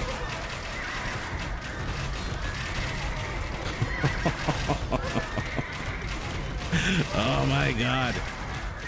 Oh my goodness. Some of these Cousteliers are not even able to get their charge attack off. They die so fast. And finally, we've got some Chinese bombard towers being brought forth little by little, step by step. They are encroaching into this laneway. So again, stalemate on the left side, which I'm sure orange and red are super happy to do, because the longer they can stalemate, the better it is for their teammates on this side, who are slowly, they've now killed the Viper. There is still a bit of gold left here. Not a little bit, 1,500 gold. And oh no, even his primary gold, all 7 patches, no 6 patches are still left. Now this is enough siege onager to cause even a castle to worry. 17 siege onagers can take down a castle, and only what, 7 or 8 of them are going to survive. Long stream tonight. We have 4 games, and we are on game number 2. Mike, hello with the shouting face. Are you shouting because our Malian finally got Farimba? There we go. You don't need to move them around so much. Just keep attacking the castle. It's already at a 2/3 health. Keep going. This is not the moment to hesitate.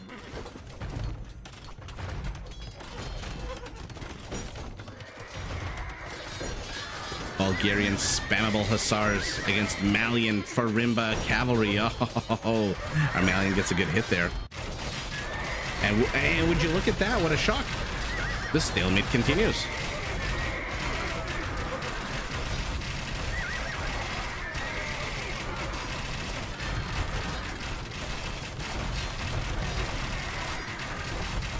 Chukanu's only 10 kills. Yikes. That is not a good statistic at all. But our Malay is moving in a little bit too far. But perhaps that's the whole point. A little bit of a meat shield for these 4 bombard cannons as they take down this Burgundian castle. Going to Columbus, Ohio tomorrow.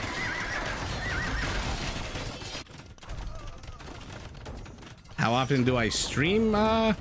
If there's no tournament, I'm streaming every Friday. Although if I had my way, I would be streaming every night. When there's a tournament, I stream every night, as we saw during Warlords. That was an epic week, by the way. By the way, also 26 siege onagers can just walk in and one-shot this castle right now. You don't have to wait for the Treb. Go in, come on, you can do it, come on, Lewis. Don't worry about losing a few onagers, you don't need that many. Oh, he's being very cautious, very careful. Super duper cautious and careful, but the next volley from the blue Treb should be enough to take down that castle, and in comes the siege. 1 good attack round and half of this Malian army disappears. Oh, siege. Stalemate continues in front of this Burgundian castle, which is still up, but now... Okay, he just killed a whole bunch of his teammates' halberdiers just to get rid of the wall. You don't need to do that.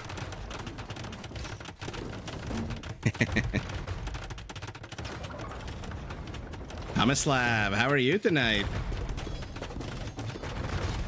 Yeah, I mean, Warlords was crazy streaming. There's that good attack round. There's a fantastic attack round. But he just killed his own teammate. He just got like 10 conics.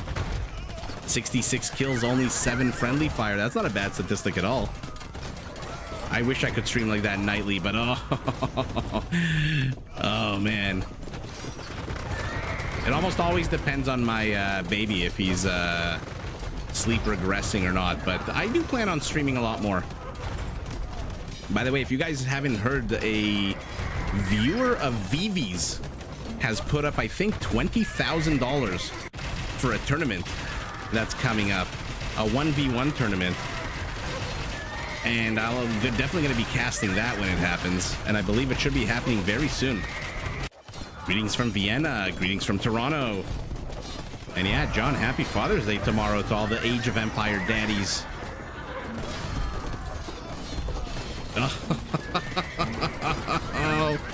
Oh my goodness, hand cannoneers, bye. Oh, he's killing his own units. And now the camels close. These are Farimba camels. They are going to shred these onagers to pieces.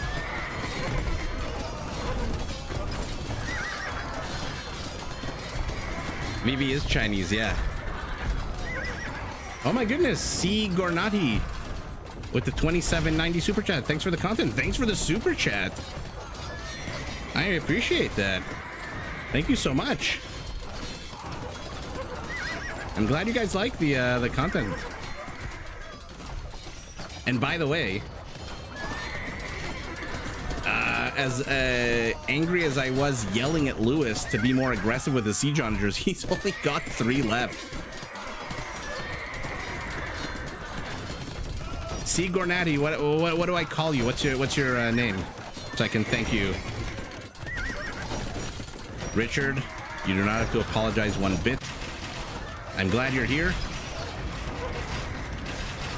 Cheers from Brazil. Oh man.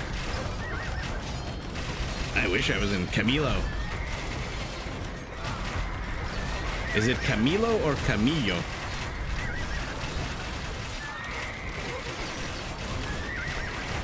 Since Doc isn't here, I have to remind everyone to like the stream. Thanks so much. Oh, Eskimo Brill is here with the ... Okay, so what do we think? Team North? There you go. What a freaking epic game. I mean, we saw 26 siege onagers. We saw the Flemish Revolution. We saw massed Chukanus. That is just about as epic as a game as you can get. Let me just make sure my chat hasn't frozen, as I was telling you guys before.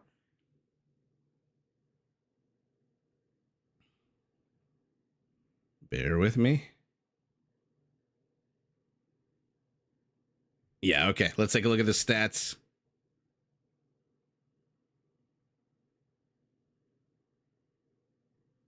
Viper and Dad always lose range Forest.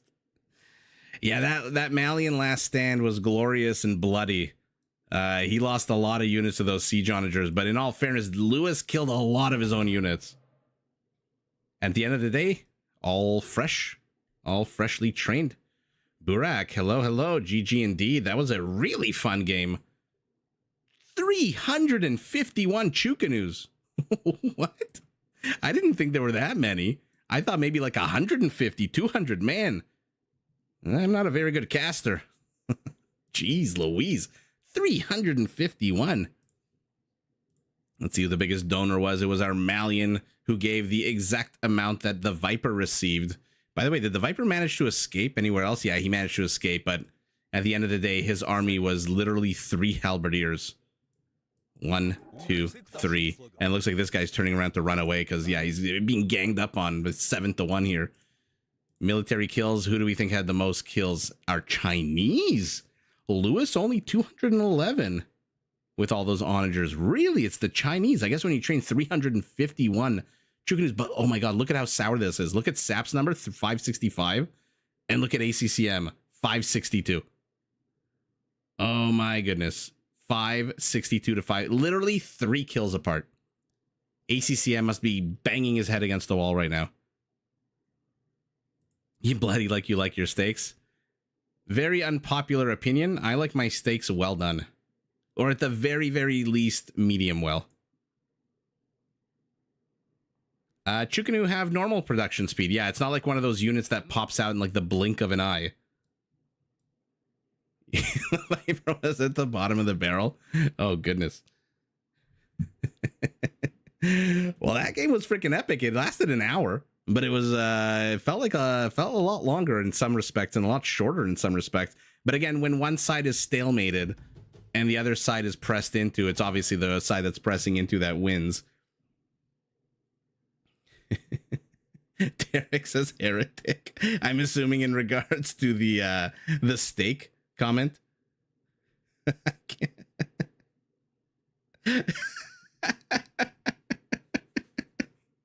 Guys, I have to screenshot this and send it to my wife, because when we first went to eat steaks in Vegas and I told the waiter well done, she looked at me and said, she asked me, oh my God, she really didn't like it. Really didn't like it. One sec, I have to send this to her.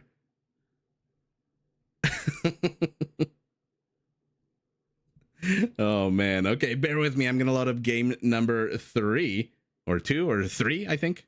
I'll be right back.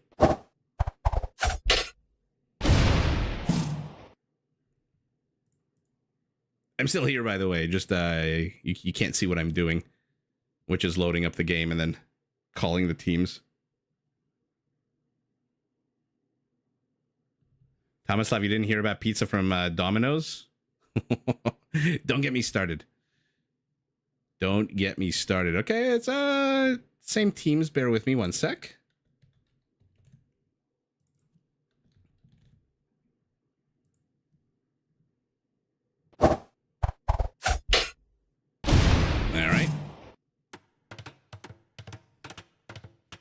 See, I don't like, there are people who enjoy their steaks with like fatty meat on it and they like to chew the gristle. I don't. I like, this is why I like to eat chicken breast, because it's dry. When I was a kid, I had a lot of like stomach issues, and I found that just eating chicken breast was the safest route for me. And so even when I eat steak, I eat like super duper lean meat steaks that probably steak lovers would like shake their head and slap me in the face. But I'm not a big like gristle or fat guy. the strange and wonderful world of your host's steak eating habits. All right, let's take a look at our Vietnamese in gray by Mo-tastic. We've seen him before. The Viper again, this time as the Armenians. Lewis is again, oh, this time he's with the Viper, interesting, as the Mayans, and the Hindustanis by Gurkey. 8 Spy as the Vikings in red. I like to see the Vikings on this map, just because I like to see Boggs Vagar get research. Saps as the Burgundians. Cool Cat is back, this time as the Franks. And last but not least, Savage as the Burmese. So we got the Burmese taking on the Vietnamese. The cavalry with an attack bonus against archers taking on the archer civilization. Okay, we'll see how well the Vietnamese do. Hindustanis taking on the Vikings. Okay. That'll be interesting. The eastern portion of the map, this time not 1 avenue of attack, but 2. I said the western portion. I don't know if I said west or east.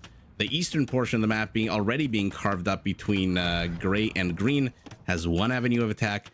And then we have this, which is a nice lane, I guess, just lane of traffic, which Lewis is already, holy, how did he survive this journey? Oh, he survived it by trapping one snow leopard and avoiding the other. Okay, so at some point, Purple is going to be sent to wall this out, and he's going to realize, uh-oh, we've given up control of this laneway. Now, this is a very ambitious place to close it. How many kilograms do I weigh? I am not sharing my weight. We better see a Flemish Revolution, absolutely. How many kilograms? We use pounds. What is it? 2.2 pounds per kilo? The answer is nothing good. Nothing good, believe me. Savage Torment. What is up? Thank you for joining. I'm not sharing means a big guy. I'm not that bad. I'm not that bad. I'm pretty bad, but I'm not that bad. You'll see soon enough. There's going to be I'm planning a 10,000 subscriber face reveal.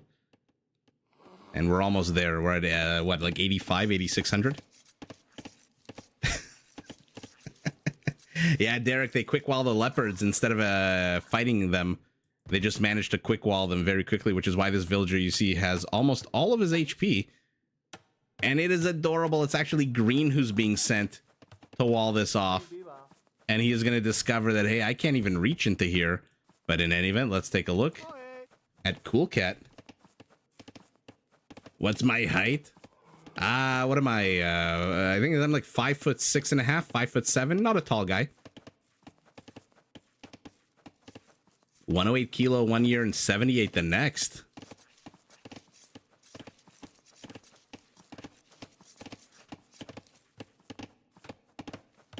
So far, the Borpal looks good, even though the scout's a little bit out of position. He will take another poke to the ass. Will he garrison him immediately? Yeah, good pull there. The villagers are literally blocking the path of the boar. And look at this. 2 of them are underneath the town center. The third one? What a beautiful pull out of Cool Cat. What a beautiful pull. That was actually quite impressive.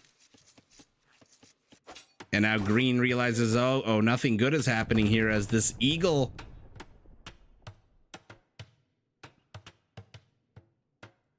Yeah, I think around 168, 170.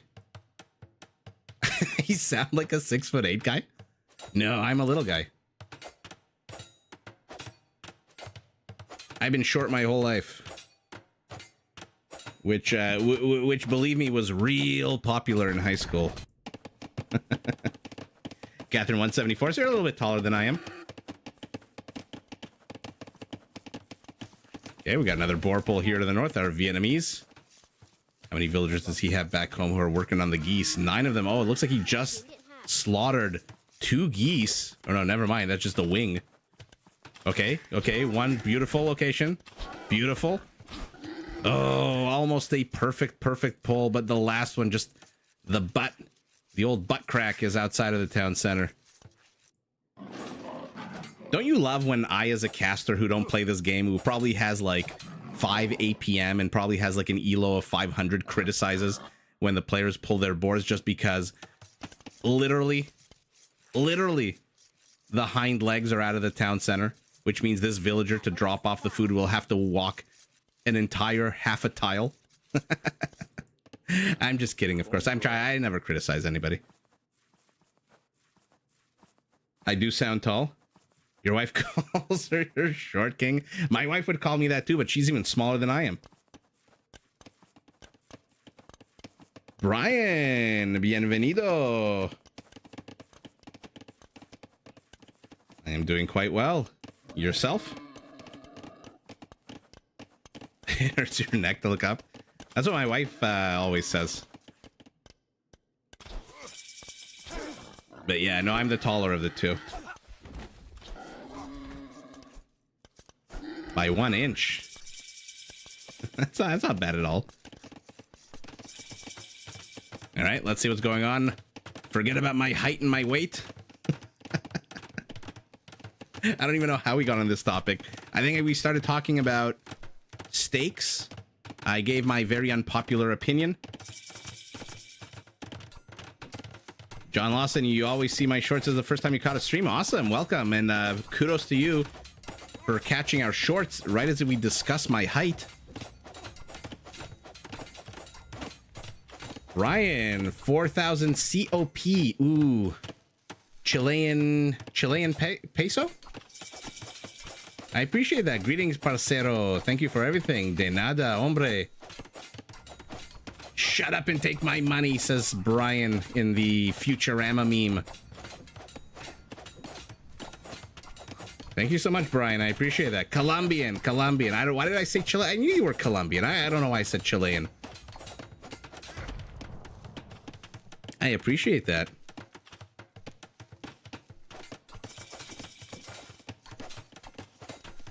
Shane, you would recommend being 6'3"? I'll speak to my parents, you know? I'll call my parents and say, hey, assholes, why am I 5'6"?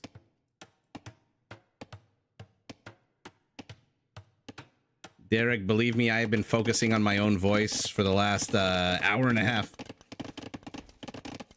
Lemmy, just get the hell out. 6'4".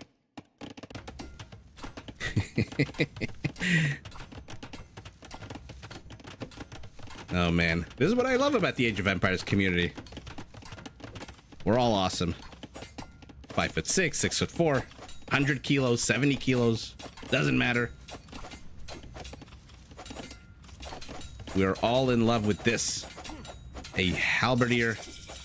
Oh, yeah, a halberdier. Oh my goodness, my brain is like still completely. The 10K sub be just a face reveal or a whole body reveal? Well, the whole body reveal will come with the OnlyFans account.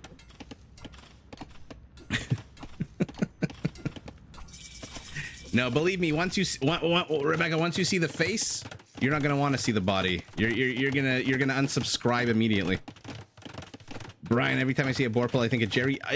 Somebody told me recently in the comments that Jerry has been playing a lot of 1v1s, Brian. So we might have a very special Jerry night 1v1s. Yeah, John, you know what? You're absolutely right. The Nibelungen, the dwarves, they're always the strongest physically of the good guys, right? The elves are always kind of sickly and graceful with their bow and arrows. The dwarves are always like the sturdy mining community. Where are the miners? Where are my miners at? There we go. Here are the dwarves. By the way, speaking of dwarves, pretty much the only one of two cool scenes from the Ring of Power. The first was the creation of Mordor right at the end of the series, which was freaking epic. And the second was the waking up of the Balrog in the mines of Khazad-dûm. Catherine, you enjoying the tangents? I enjoy the tangents as well, though I can't really help it. How did I see the finals between Hera and Viper? Viper wasn't the same Viper that played throughout the series. I feel like he made, not mistakes, but how do I put this? Like, you have to play 110% against Hera. Because Hera plays 110%. Hera never just gives 80 or 90%. He literally always gives 110, if that's even possible. So if you want to beat him, you have to give the same. And the Viper was giving like a good 90, 95%, but it wasn't the same. There were a few small things I think he did. But obviously I'm not going to criticize the Viper. Get an avatar and become an AOE VTuber. Cast of Empires OnlyFans, why the hell not? Oh, why should we be the only video game that doesn't have OnlyFans? Joseph, hello, fan from... Oh, I do not recognize that flag, which makes me feel stupid. Joseph, where's that flag? I'm also looking at your last name, which I'm trying to... It looks kind of Eastern European, maybe Polish? But that is definitely not the flag of Poland. Yeah, the dwarves are the best.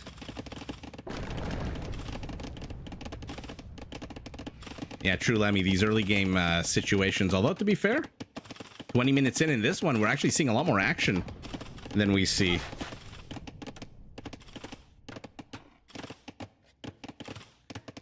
Well, yeah, Brian, that's what I'm saying. Hera just grinds, right? Like, he did a 12-hour stream today. He didn't have to do a 12-hour stream where he just played 1v1, 1v1, 1v1 over and over and over again.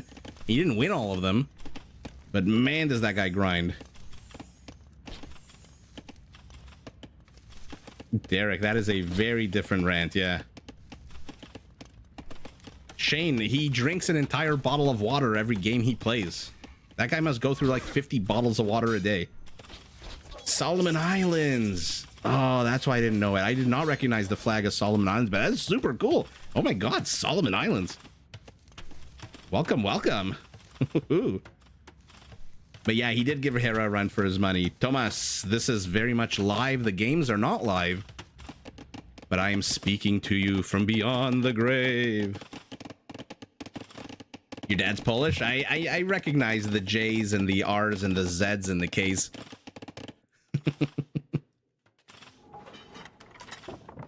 Yeah, we really don't see Solomon Islands very often. Actually, not at all. Unless there's somebody lurking in the chat who's from the Solomons. Let's take a look. To the left, it looks like the attempt by our Hindustani to puncture in here with Tower Rush has, for now at least, stalled. He does have archers in here with one villager, so it can continue at any moment. He does have 415 stone, which tells me he's going to maybe drop another tower, but it'll be risky with one villager only. In the center, this is what happens when you give your opponents all the land. This corridor looks like our Mayan is pressing in with Plumides, but he's taking on a Rambai.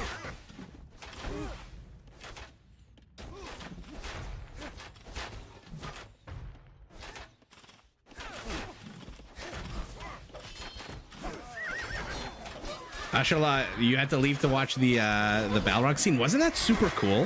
When he throws the leaf and it goes and very slowly goes through all the different cracks and all the different caverns, and then it finally lands, and then it gets soaked up, and then the Balrog comes out. How freaking cool was that? That was one of the only two cool scenes in the whole show. And like I said, the other one was when Mordor was created, when they the guy puts the key or the knife, whatever it is, into the lock and unlocks it. Yeah, like a butterfly effect, exactly. Monk is healing up these cavaliers from Burgundian. So again, we're seeing some heavy cavalry in the Castle Age. Is anyone en route to Imperial? Yes, they are. Our Armenian, safe and sound. Okay, he's definitely got his fishing fleet up and running. 55 ships. is a good number. Hey guys, what do you think our Armenian is going to do? Thomas, there will be original gameplay when we're going to do some community games. And then the tournaments there should be a good tournament coming up.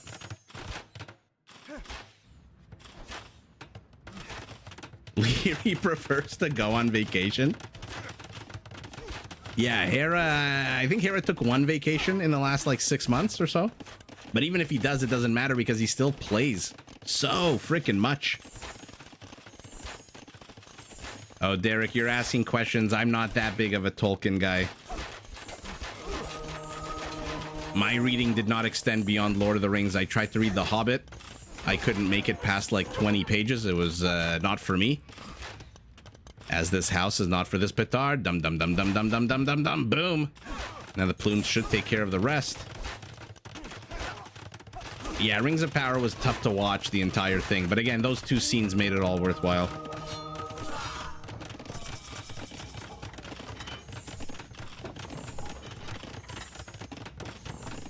Can you see how many games Hera has? Absolutely. Go into AOEinsights.com and you'll see, I think it'll tell you how many games he's played. I love fantasy as a genre. That's all I read as a kid.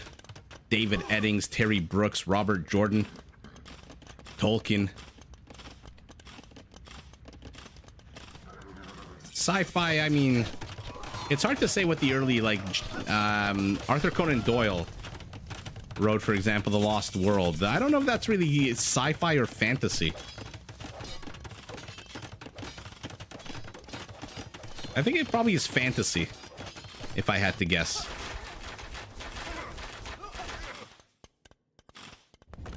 Yeah, exactly. Oh. Run by here. Our Mayan does have ballistics. And remember, as good as the Burgundian Cavalier is in Castle Age, still missing bloodlines. Let's see what the upgrades are going. And more players are heading up to Imperial Cavalier for our Frank. Are we going to get to see Frankish Paladins finally? Only 7 stables, so if we do a spam light. Mayan Castle is getting worked on. Petard. You are not a flaming camel. You don't come with attack bonuses against cavalry. Oh, the plumes have to get the hell out of here. This is a lot. This is a lot of cavaliers. Basically, the HP that the Burgundian is missing is made up for by the Frank.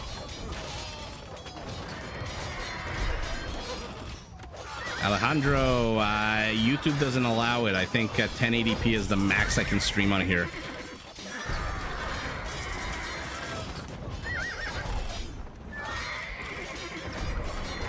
Yeah, Brian, I watched an interview with Hera, and he was basically like, I watched a bunch of videos of the top players at the time, which was basically the Viper.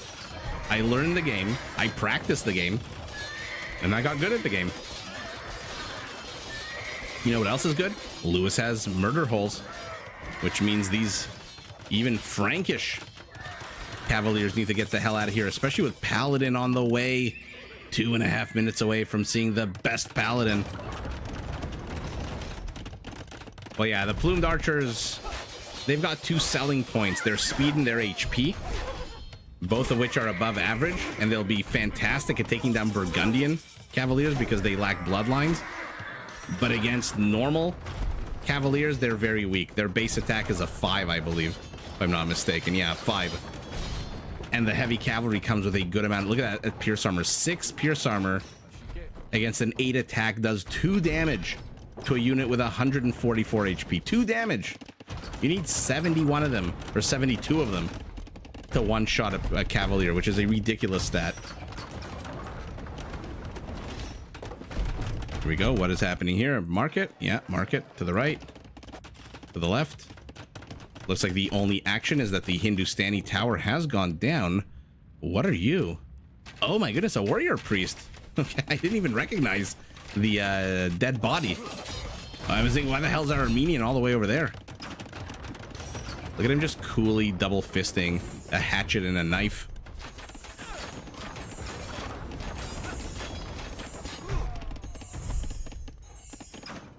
Ooh, that is a good question. Ashalot. Would I rather be an archer or a swordsman? It's usually the swordsmen who are the protagonist, right? I don't think I've ever seen a main character in a fantasy novel who didn't have a sword, but instead had a bow and arrow. Now, that might just be my lack of fantasy exposure, but I don't think I've ever seen a main character that wasn't a swordsman of some kind. We've got extra chunky paladins taking on extra chunky champions. Do they have Faraders? Yes, they do. I mean, even with Faraders, these champions are going to die, but they're going to take down a few paladins with them. Is Robin Hood fantasy? I don't know that Robin Hood is fantasy.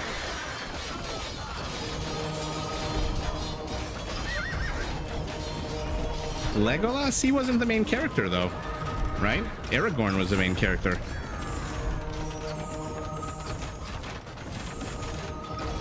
Is Robin Hood? No, Robin Hood was just part of the Ivanhoe novel. And that's just like historical fiction. I don't think that's fantasy. Yeah, historical fiction, Corey, exactly. Chris has pole axes. Chris, I'm surprised your answer wasn't a man on a camel firing bow and arrows. Oh yeah, I guess it's true. It depends on which Hollywood version we're talking about. Kevin Costner doing a British accent is definitely fantasy. Did he do actually? Did Kevin Costner do a British accent in his version of? That's one of the funniest things, by the way, in the Mel Brooks adaptation of Robin Hood Men in Tights, when they asked Robin Hood, who was played by Cary Elwes, I always forget how to pronounce his last name, what makes you different than all the other Robin Hoods? And he goes, I have a British accent. Going after the BBCs is our Burgundian. Hand cannoneers are on the wrong side, but oh, he saves them both. Good save there by Gurki. These guys have Chattagny, by the way. Yes, they do. 9 range hand cannoneers to the center. Blue's castle's overwhelmed. Our Mayan pushed back, but Purple is making very little attempt here with his fortified walls to push out. He is firmly focused here with his paladins.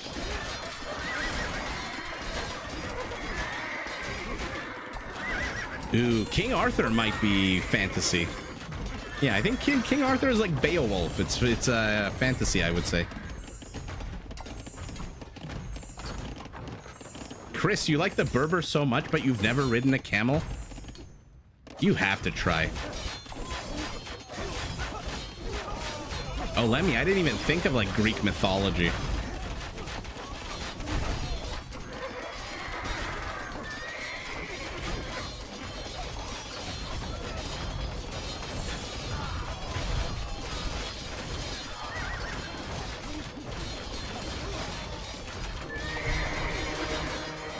I think this Treb is bye-bye. Yeah, okay. Oh, now he's going after the villager. Man, can the Frankish paladin take an absolute pounding. Especially now that there's a few composite bowmen, by the way, being added into the mix. That is 8 damage for every single volley. But it looks like the team on the left side, it is our Viking who's pressing through. Does he have Boggs Vagar? Yeah, he does. 11 attack Arbalesters.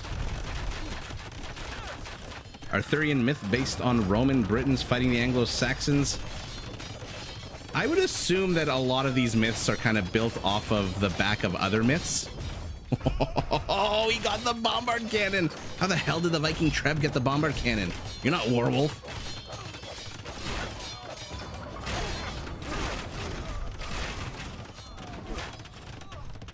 Ashalot, I think they added that into like Warhammer, right? The dwarves with the hand cannoneers. Oh my goodness. Vietnamese battle elephants. Do we have Chatras? Yes, we do. 420 HP.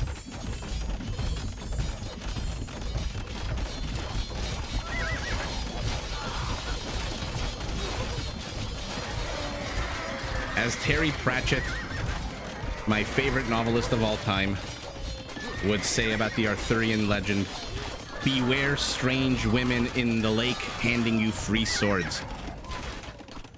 I mean, look at the upgrades for one team on the left side of your screen. Look at the upgrades on the other. They are down 60 villagers, civilian units, but they are equal army counts. But one side has Frankish freaking paladins, one side has Vietnamese battle elephants. I mean, we're just seeing the most roided out units ever. Timothy, hello, you're joining us right in the midst of an absolute epic set of battles. To the right, to the left, and a bit of a snooze fest to the center. Who's kidding who? Okay, let's pivot back to the battles. I am not a Warhammer guy. No. I just seen enough YouTube clips to know that the dwarves have hammers, gunpowder units. Ooh, Brian, that's interesting. Yeah, Catherine, that was an epic scene in the Holy Grail. Those two peasants. You know, they were literally, if you watch that scene again, all they were doing was moving piles of mud from one pile to another. And by the way, here comes the Burgundian to distract the Viking archers. I love that movie. Oh, you were thinking about Warhammer, okay.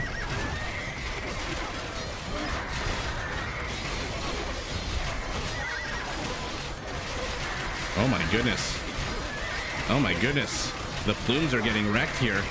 Their bonuses against infantry, so hussars with arbalesters are not gonna take any bonus damage. And cannoneers, 26 kills. Let's see what's going on the map. Our Frank is trying to hold on. These scorpions are moving around too much. Stop moving and start shooting.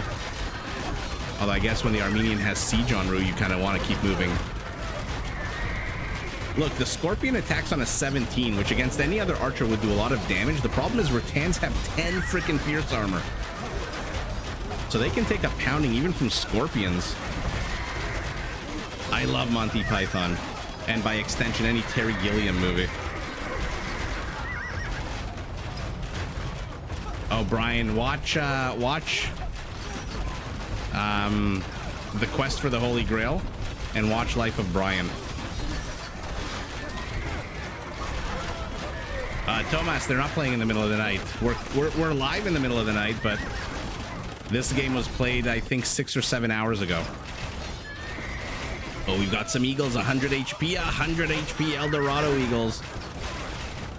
We are the knights who say me.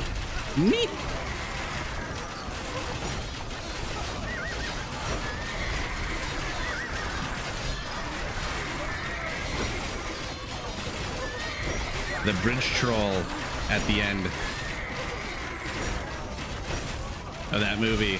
And then when they, Brian, cover your ears, there's a spoiler in 3, 2, 1 at the end when they just all get arrested for making the movie. I mean, it's such...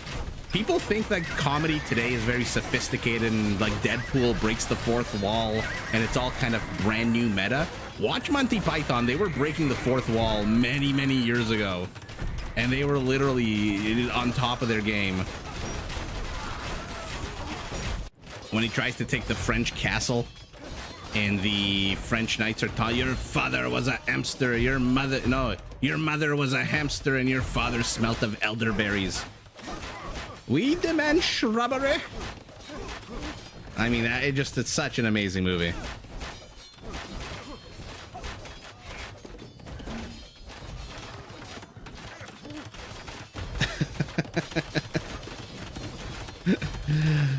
Ashalot, Monty Python is a group of, I think, 5 or 6 comedians in Britain, like 60 years ago, 50 or 60 years ago. And they just made a whole bunch of silly movies. A lot of silly movies, stupid premises. And it somehow is the most fun, one of the funniest things ever. But you have to kind of be into British humor. I'm not gonna lie, you have to like British humor a bit. Apparently that incel is saying his mother was a his father was really? I did not know that. That is very cool. Oh my god, brave Sir Robin.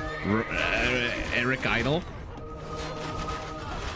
Freaking love Eric Idle. Oh man, the Spanish Inquisition episode. Guys, I'm completely distracted from the game. I'm so sorry. Let's take a look at what's going on. Not here, where it's all quiet in the central front. Our Viking, Bulgarian, Burgundian rather combo is pushing it. I'm surprised the Burgundian is doing so well with these flimsy hussars at 75 HP. But now our Armenian is starting to throw in some trash killers, and they're going to do quite well against the Arbalesters as well with their Gambesons upgrade. Whereas down here, we've got a Draman. We've got an Armenian drum. Our Armenian, by the way, is everywhere. Our Burmese is adding in Halberdiers. If you're not familiar with the Burmese, they do get a +1 attack boost to their infantry as the game goes on. If you're wondering why you see pikemen with a +5 attack and only iron casting, that's why.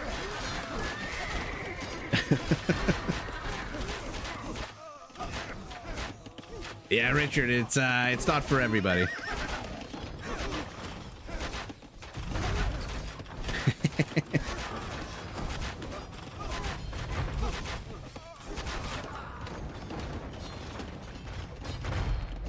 Yeah, it's hard to say. That's why I like to rap. That's why I like to go a bit old school with the comedy. But like I said, Monty Python is very much an acquired taste. I find it hilarious. Dramans are firing from a huge distance, 13 tiles away. The Eagles are sweeping over these archer units. They're not exactly inking with 10 pierce armor, but 8 pierce armor, I think. Yeah, no, 6? Wait a second. No, you're just missing plate mail armor. Okay, so soon to have 8 armor. Should do quite well against these. Oh, and these Viking units are getting flattened by the Dramans. Burgundian tries to sideswipe Dramans. Attack, attack, attack, attack. Decent attack. Clips a whole bunch of HP off of these guys.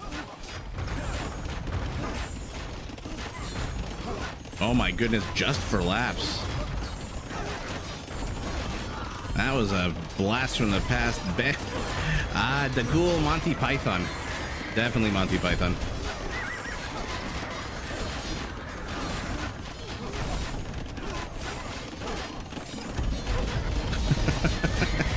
And here we go, here we go.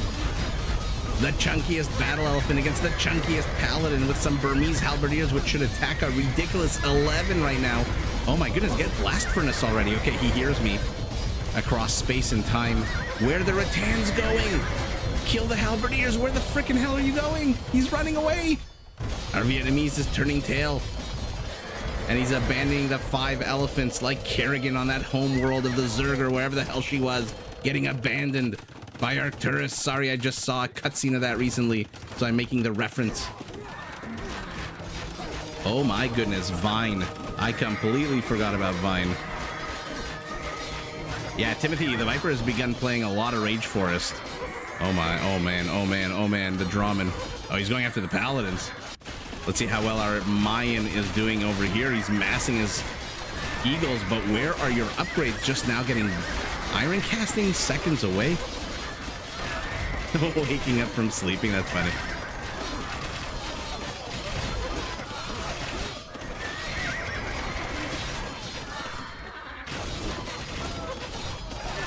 Why are the Eagles not engaging? Okay, they do come with a decent attack bonus against cavalry, I think, right? +4. So mass enough of them.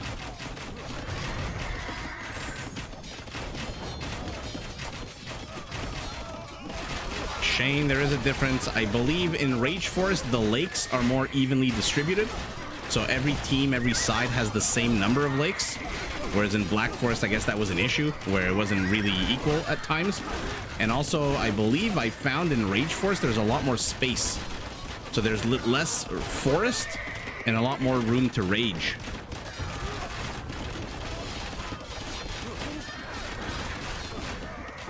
The spanking, oh man.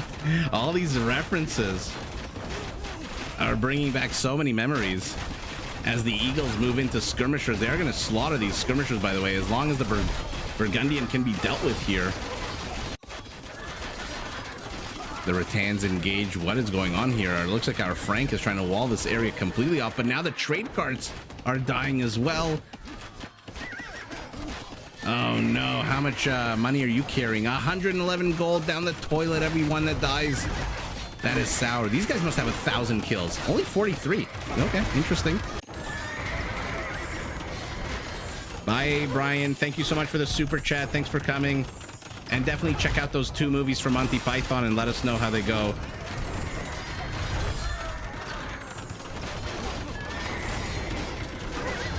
Oh, King of the Hill. I completely forgot about that cartoon. Timothy, you're not gonna get these references if you're 19. You have to be born with a 19 in front of your name, in front of your date of birth, to get these references. Although, to be fair, some of these references are very much ageless and timeless. And hello, welcome to the party, Hindustani. Your team has been in dire need of you to take care of these Burgundian cavalry units, and welcome to the party indeed. How many, okay, welcome to the party in Bai, I guess. His entire army gets wiped out. Imperial camel riders, not fully upgraded heavy demo ships for our Armenian. Why is he getting heavy demo ships? What is he expecting to find here? Oh, because he's Frank is contesting the water at the hour mark of the game. Oh my goodness, there's a King of the Hill reboot. Oh my god.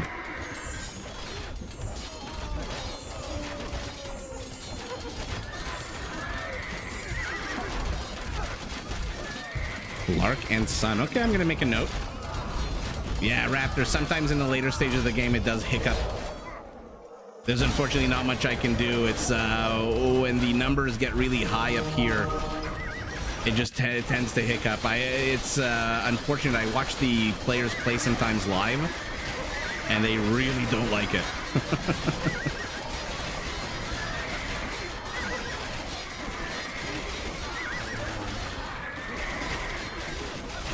Okay, look at this. The Hindustani seems to be turning the tide here. Trebs unpack right as a ball hits them to the face, but oh, let's see the Treb go down. Yeah, King of the Hill is very solid.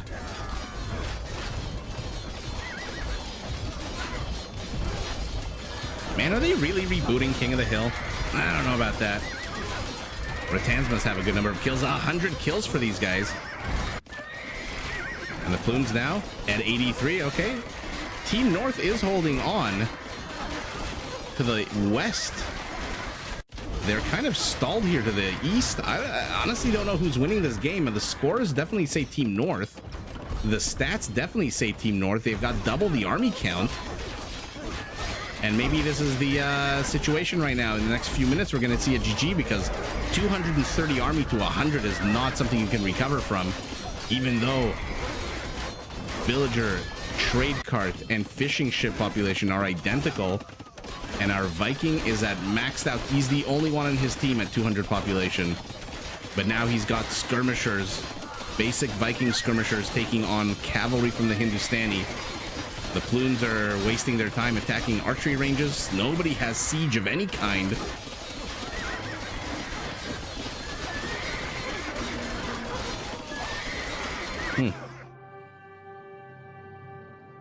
Well, there you go. Team North just absolutely steamrolling in the last couple of minutes. Halberdiers, who cares? 393 Frankish paladins. Let's see him. Oh, and he had to go light cav. Do I see a light cav here? No, I see all paladins. Sorry, I saw this light cav for some reason. I thought he was purple. What an absolute jumbled mess here. It's like a Kandinsky painting here. What is going on? Purple, green, gray, orange. Cavalry, halberdiers, champions. My goodness. Our Vietnamese helping his Armenian friend out on the water, by the way. And I believe this cannon galleon should have enough range to reach the castle. Okay, so we saw Team North starting to encroach, and Team South says, you know what? Nah, too much for us. I remember the episode where Bobby kept kicking people. Oh my good. I remember that episode. Man, I was young at that time. Oh, now you're making me all wistful and thinking about that stuff. Our Armenian was the biggest donor. Our Hindustani was the biggest recipient. But man, did the Hindustani come in clutch at the end. Even though he's got the lowest score, those camels turned the tide. They really canceled out the Burgundian attack here and allowed these plumed archers to slaughter everything. And then the Eagles came in and killed all of the Viking archers. So Team North just had a bit of a better army composition. And then basically 3 versus 2'd the left side of the map, while the Armenian just kept adding in Dromans on the right side. Let's see who got the most kills, and then we'll hop into game number 4. 640. Oh my goodness, it's a tie. Armenian and Viking. Damn. Okay. The Viper with the Armenians tied with 8 Spy, the Viking, who has, I guess, the 3rd most kills. What is this? 546. Yeah. Our Frank with the Paladins, our Mayan with the Archers. What about our Vietnamese? Interesting. Isn't it funny how even though Team North had access to Imperial skirmishers, I don't think anyone trained Imperial skirmishers. Not the Mayan. No, not a single person trained Imperial skirmishers.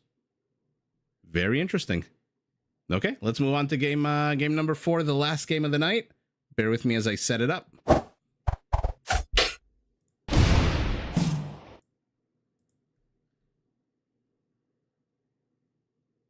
The Derek Brigade. Yeah, I think we've got another Derek in here. All right, let's see. Bear with me.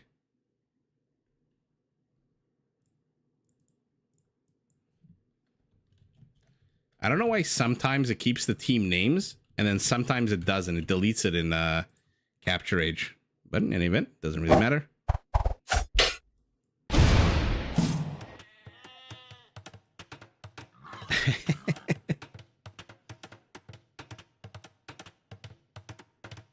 Number 1 among Derek's. Yeah, that's right. I have the 5 out of 5 Derek's approve.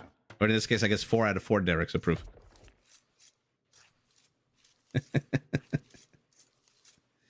All right, let's take a look at the last game and who is playing. Samero is back, this time as the Japanese in yellow. Modri as the Britons in blue in his pocket. The other pocket, a fellow Canadian Slam as the Khmer Kamai. And Chaos to win as the Bulgarians in gray. On the other side of the arena, we've got Dratek as the Aztecs in teal. In his pocket, Barles, not a bad pocket to have as the Celts. Not a bad civ to have in the pocket. Ganji as the Malians, and last but not least, Nolo as the Portuguese. These are some pretty stacked teams. How's Canada? Last time I checked, Canada was doing okay, I think. Amen. Nice to see you. I'm doing quite well. I am doing quite well. Yourself? Is that you having a cup of tea and chilling? Let's take a look at the map and the teams that are civs that are facing off. The Japanese against the Portuguese, a couple of nice archer civilizations. And then we've got on the left, the Bulgarians taking on the Aztecs. Okay, so let's see some big old siege battles out of these two civilizations. On the north side of the map, we've got one avenue of attack that has been, okay, mutually walled off. And then we have whatever the freaking hell this is. Nolo, our Portuguese, has already created a wall off here to the right, but how do you even begin to wall this off? This is so gross. I don't know why when I say so gross, I tend to sound like Christopher Walken. So gross, but it is really gross. And Nolo is walling this off. His villager should be able to handle the bear if he goes all the way to the left, but I suspect maybe he will. But he's doing his team a favor, his opponents a favor, by leaving this corridor between gray and yellow completely open. Oh yeah, I have big every time we see the Britons, I have big expectations, especially since Rage Forest 4v4s, and with the Britons especially in the pocket, it does mean that going longbows is more of a realistic option. You know, in a 1v1, the cost of upgrading longbows all the way versus arbalests is a lot higher. Okay, so he's definitely going to run into the bear here.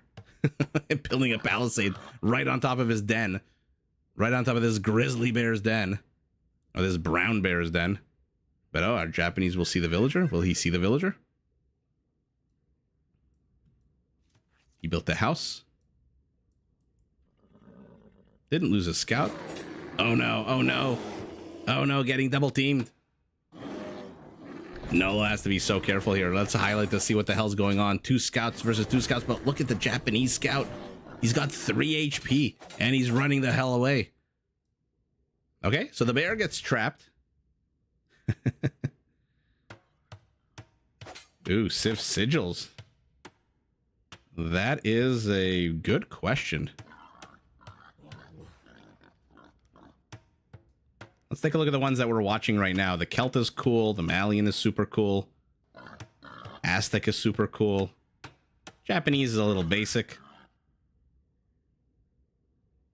Britain is nice. Khmer is very unique amongst these 8. So, on the whole, what did I just list? Like 7 out of the 8 that I like? Wait to not answer your question. Sorry.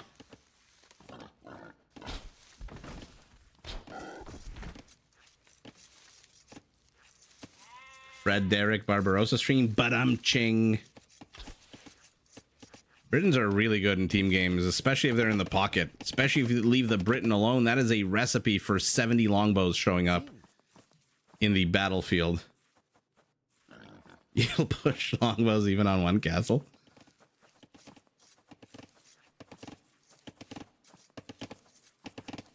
Civ 7, interesting. It absolutely is a crazy boar heaven there. Which is why I see the players are already pulling them. 1. Beautiful pull. Beautiful. Beautiful. Who will get the next 3? And these 3? Oh, you don't belong here, Mr. Bear. Get out of here. Mother Nature's protector over here. Our Japanese has managed to sneak a scout in, but with 3 HP, literally a villager could kill this guy. And so I believe that is the only sneaky so far that we're seeing. Okay, I thought he was going back for a boar pull with no scout with 18 HP. And guys, I think my chat froze again. Bear with me.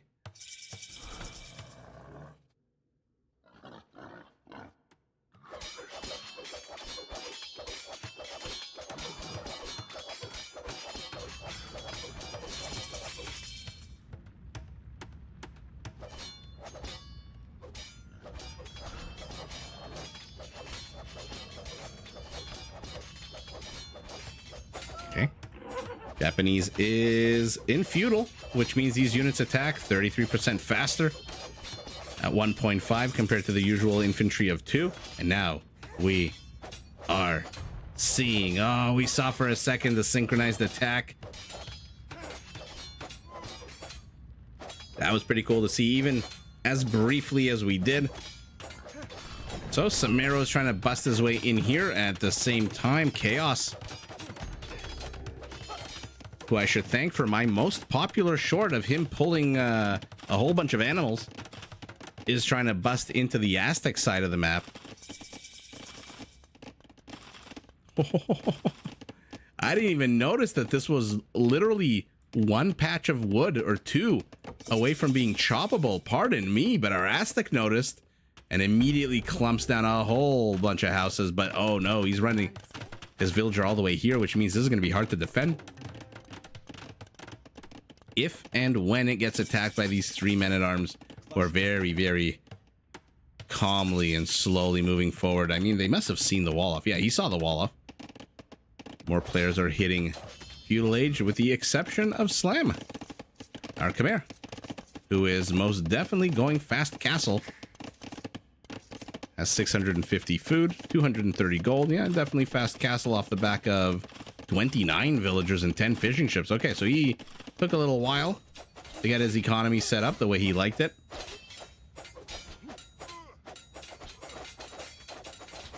I too have never played Age of Mythology, but it does look super cool.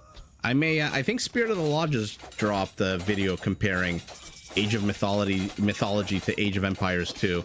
And you see, this is the problem now for Teal. You walled this off. May have wanted to put a secondary wall off here to give you more time. He'll reach it, but oh, this is going to be very risky. There's really only just the outpost. If he... Oh, no, never mind. I got very scared for a second for Teal. Okay, so he agrees. Secondary wall off being placed. Tower, literally the 2 towers here. One over the... one facing the other. How's our Japanese push to the south? It has met a secondary Portuguese wall off.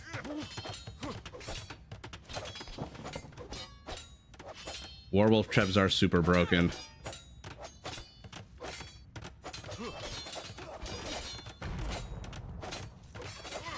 Yeah, exactly, Derek. And that's why I'm saying in 1v1s, you don't really see a lot of longbow play out of the Britain just because, again, it's so expensive. And Yeoman, for what it does, should be half the price. Even though I get it's a 2-for-1 upgrade. You get the range on your foot archers and the tower attack, but still, it really should be a lot cheaper than it is.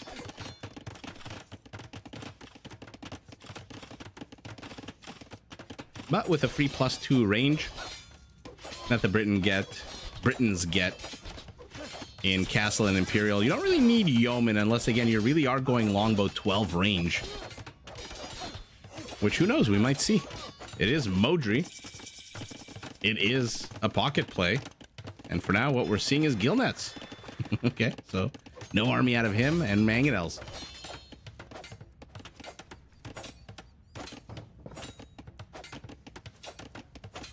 Yeah, exactly. Especially if the Briton. We've seen a lot of Britons play on the flank when they get absolutely overwhelmed. But when they're in the pocket, especially with a pretty powerful civilization like the Japanese here, they can take their time. Yeoman is way too expensive. Eamon, you like my voice? I appreciate that. That was my big concern when I started the channel, is will people like my voice? Because I really do not like my voice. Your dad played AoE too? Awesome. My friend from Oshawa, when's the last time I played? Ooh, goodness gracious. I don't even remember when the last time I played this game is. 2000 and... That's a good question. 2000 and... Oh my god. It's been a long time. I dabbled in some CBA years and years ago, but before that, I really don't know the answer. SS71, I'm gonna have to think about that. As our only unit in Castle Age that can cut through forest is out, and guess what? He's heading straight for the forest. How much more range does a fully upgraded longbow have than compared to a fully upgraded arbalist? I believe 4. I want to say 4. Somebody in the chat, let me know if I'm wrong.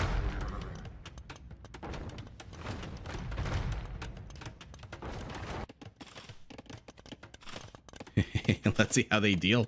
It looks like Orange is very, very slowly moving into the Celtic base. Now, you may not want to take on Celtic Siege, but forget the siege. Remember, this unit, even though it's technically has siege armor, if you look at that, siege 0, it is not technically a siege armor, siege unit, which means you do not need redemption to convert it. Isn't that bonkers? It has the siege armor, but it's not technically a siege unit. The game internals classify this as cavalry, which means if you're ever facing the ballista elephant in the Castle Age, there is your counter unit if you don't want to invest in a huge number of units to wreck them. And I mean, this is interesting. A wall off by our Bulgarian to, I guess, help. I don't know what the point of that wall off is, but this one I can guess to try to keep the teammates from joining one another. But uh-oh, our Briton is not actually being given enough time, as our Malian is here.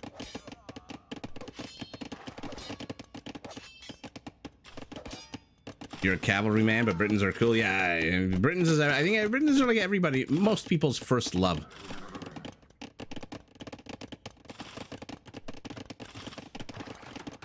Richard, you mean in range or attack or what? On the whole, I would say absolutely. Let's see if these ballista elephants can get anything done. Purple built a monastery. Where the hell's your monk? Okay, he's over here. He's got full faith. Are you going to try to convert this or not? Shit or get off the pot. Here we go. Conversion attempt. 9 range to a meager 5, which means the monk should be able to shoo these guys away fantastically. By the way, anyone in the chat, am I right about the longbow having 4 more range? It's fully upgraded arbalest versus fully upgraded longbow. I think it's 12 to 8, right? Byzantines were your first love because of the tech tree? Yeah, Byzantines are a very fun civilization. I don't really mind that they miss blast furnace, which makes their kind of melee cavalry, their paladins, their cataphracts really that bad. Not the end of the world. Yeah, the tech tree did come out, print out. Yeah, I remember that.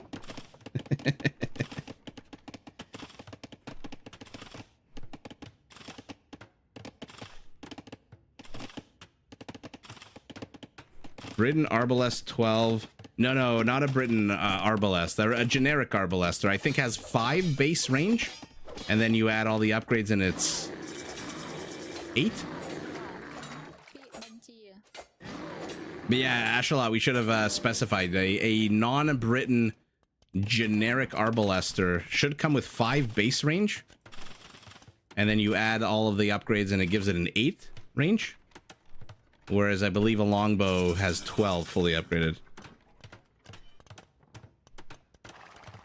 Shwitang, hello, hello. How are you this morning?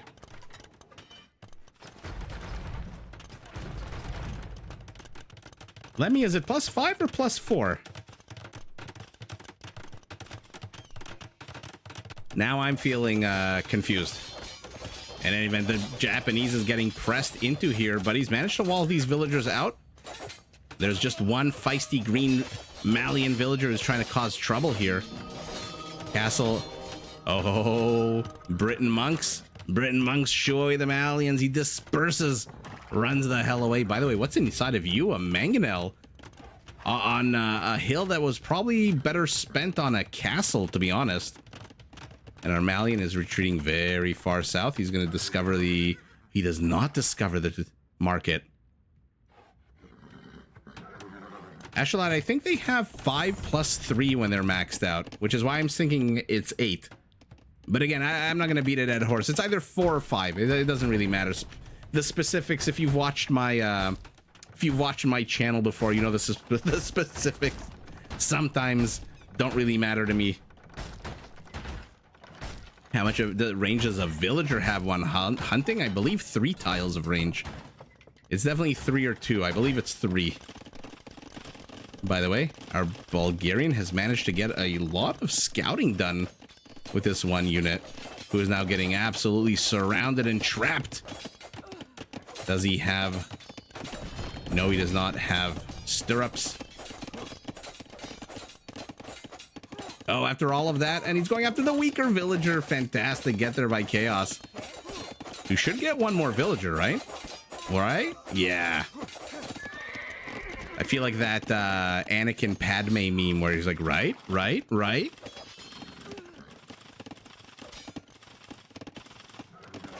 It is +4. Okay. There you go. Ooh, castle attempted. Castle canceled here for Nolo, who still has 680 stone. So where are you going to place your castle? In a bit of more defensive position. That was a very aggressive attempt to place down a castle. Now we've got some, I'm assuming, converted knights for our Britain, who is a minute away from Imperial.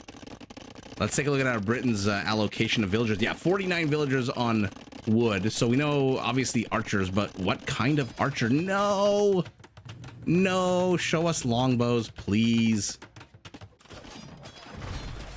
Here we go, converted Celtic elephants. 2 of them taking on 12 of their former teammates. The monks also, by the way, look like they're dying. More players are hitting Imperial. 12 to 8, 606, 5 to 3. Okay, perfect. Thank you so much.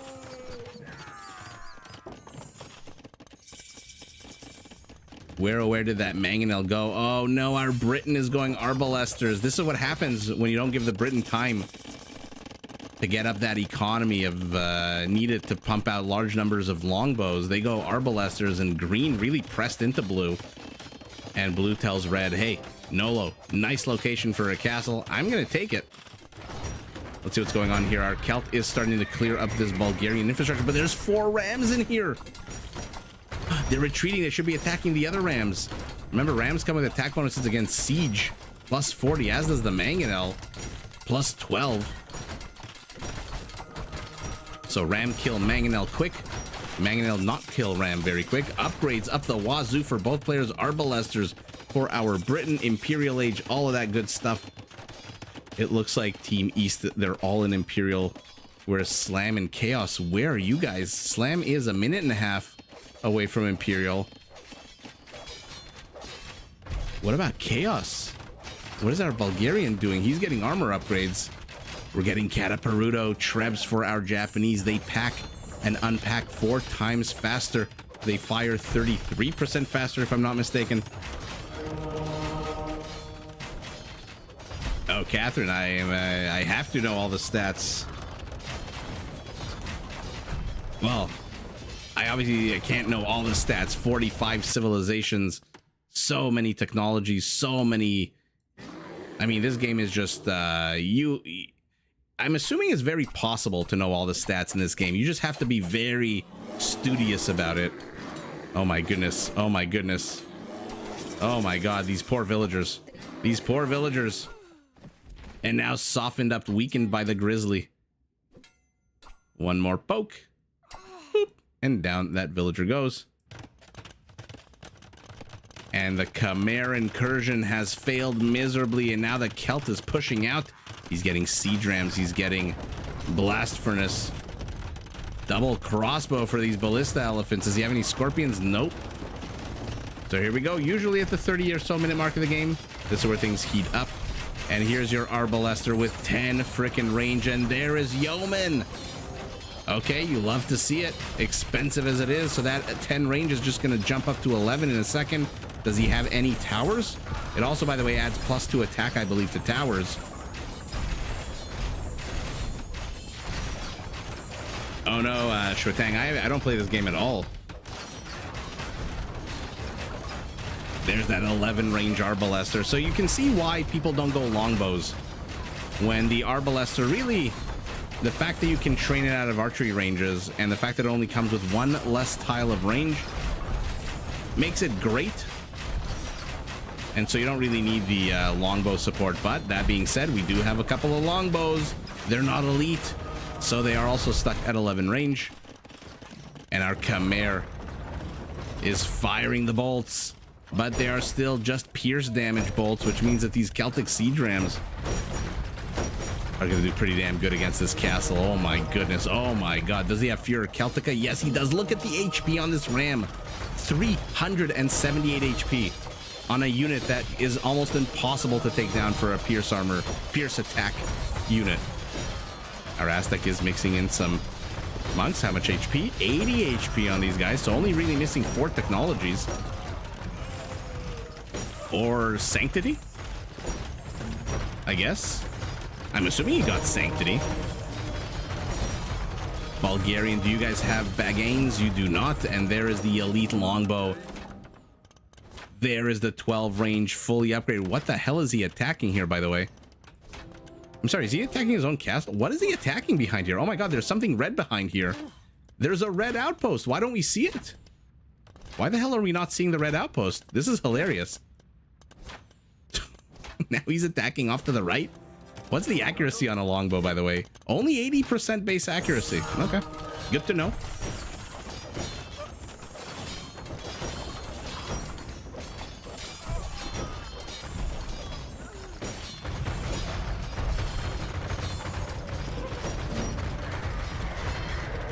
Let's see Celtic Siege take on this Ballista Elephant ball. Now, you do have 31 Ballista Elephants. If you spread them out and micro them, you should be able to kill these onagers and only lose maybe 10 or so of them, which is not a great trade, but not terrible.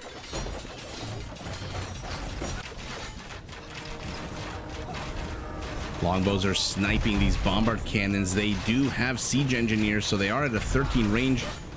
And they are Portuguese. I didn't see if we got Arquebus. Stronghold for the Celt.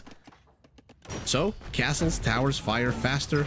Anything here is going to heal up. Any infantry unit here is going to heal up quite nicely. Friendly or his own. And uh-oh. They're heading this way. What is here, though? There's a set of wall-ups. Do they know about this? Yeah, they do know about this. So where exactly are they going? And the ballista elephants, they should be out on the map attacking. Converted one dies.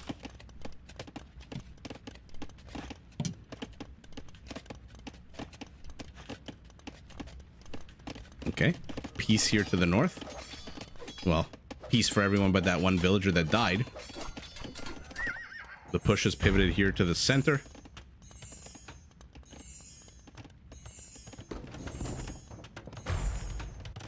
Yeah, there's a lot of tinkering that goes on with Age of Empires, whether it's adding civilizations, fixing issues, or just reworking civilizations, changing things up. It is a game that gets tinkered with a lot. I don't know if other games really do get tinkered with as often, but I'm not that familiar with the general RTS computer game genre. Does like StarCraft get a new patch every month? Uh-oh. Uh-oh. Our Britain, like an exposed nerve, is about to get hammered. But Slam brings a castle to help defend. He's got to protect against these cavaliers who are not noticing. Where are they going? Where are they going? 2 castles for our Khmer. So he is very much interested in protecting the fishing fleet of the Britain.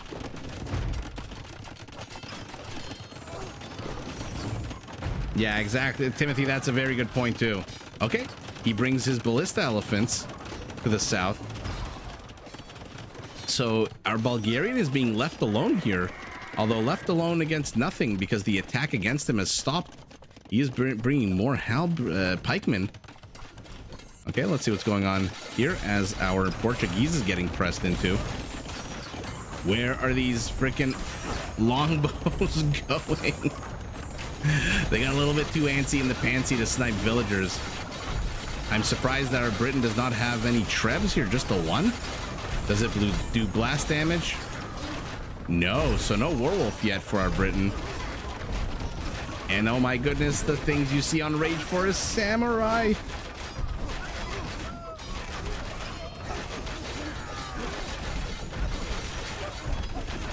All of a sudden, things erupting on the map. A single cavalier is going to depopulate this entire gold mine. Ballista elephants missing every single volley as more cavaliers taking out villagers here. I don't even know what the hell is going on here. Celtic siege and Aztec monks. I mean, this is about as bad long distance as you can get. About as tough, I should say, long distance as you can get here. The only thing missing is Turkish freaking BBCs. How the hell do you even engage into this many monks? 25 conversions. HP is up to 90. This is ridiculous. And he is going straight for the elephants. Our Portuguese is getting wrecked by the samurais. Our Britain is moving to cut off any reinforcements, maybe go after the trade. One thing I do think, if they do make any changes, make the samurai move a little bit faster. Just a little bit. 1.15, 1.2. Oh no. Things are looking a little bit bad here for Team West. Although, surprisingly, take a look at army counts. They have double the army count. But a lot of that lead is in British longbows. And the longbows are all down here. The villagers are all idle. Oh, now a Woad Raider is inserted into here. Oh, man.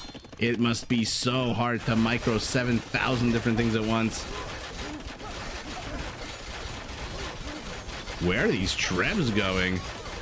Okay, maybe after the Malian Castle here. Ganji is on the other side of the map hunting elephants. Yellow is pinging over here, telling Modri, hey, you've got a couple of idle villagers. Why don't you ping over here and tell him he's got these 11 or 12 idle villagers. Random Japanese knight, I'm assuming converted from before.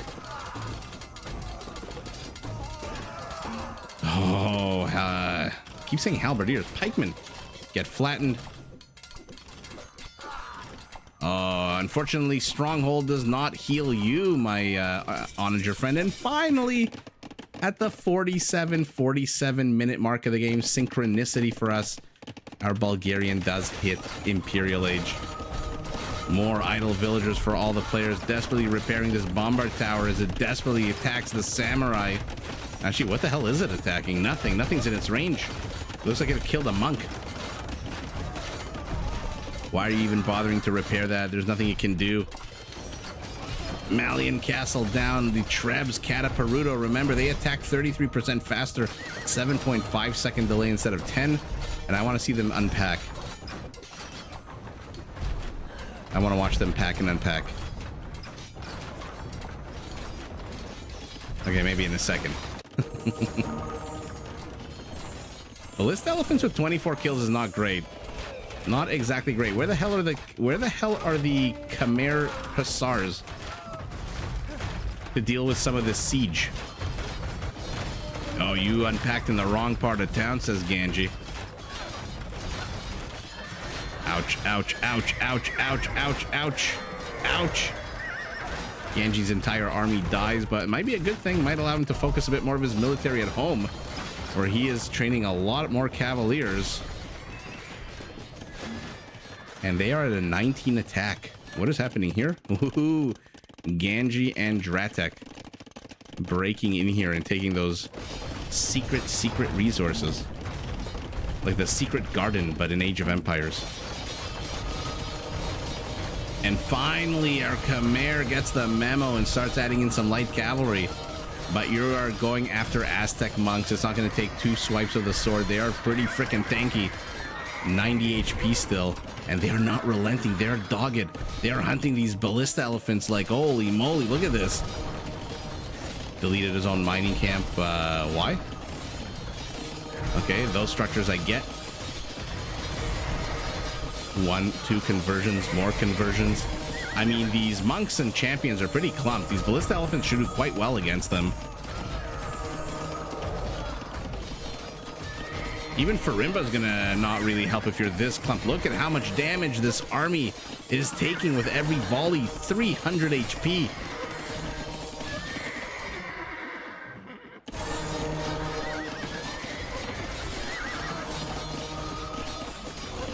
Sure thing. No, Doc is not here. Okay, finally using those idle villagers. Doc, if you watch this after the fact, people are noticing your absence, asking where you are. Hopefully you're out having a fun Friday. No, never mind. Australia having a fun Saturday morning. Or maybe you had a fun Friday night, which is why you're not here on Saturday morning. Wink, wink.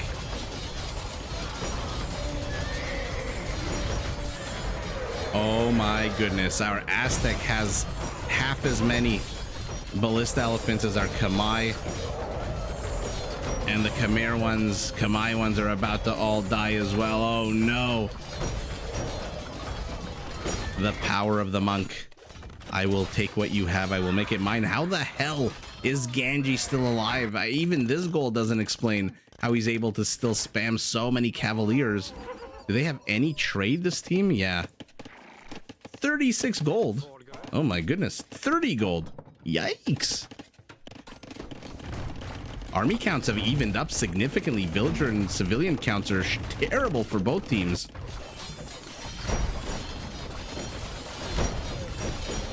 Oh my goodness. If they had longbow support, those monks, even with their 12 range, would have hesitated. But our Aztec has 7 ballista elephant. This is the only ballista elephant our Khmer has.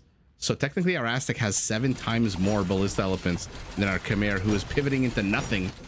Slam has 1,400 food. He's getting pressed into huge. Has he escaped? Yeah, he's got a castle at town center. Yeah, you gotta go Hussars at this point. You just have to go Hussars. Yellow is pinging over here saying, this is ridiculous. Where's a single Treb when you need it? And now the Malian infrastructure is getting taken down by these Japanese halberdiers. Even though they're halberdiers, they still attack ridiculously fast. And there's even samurai. Do they get the attack bonus against buildings? Yeah, +3.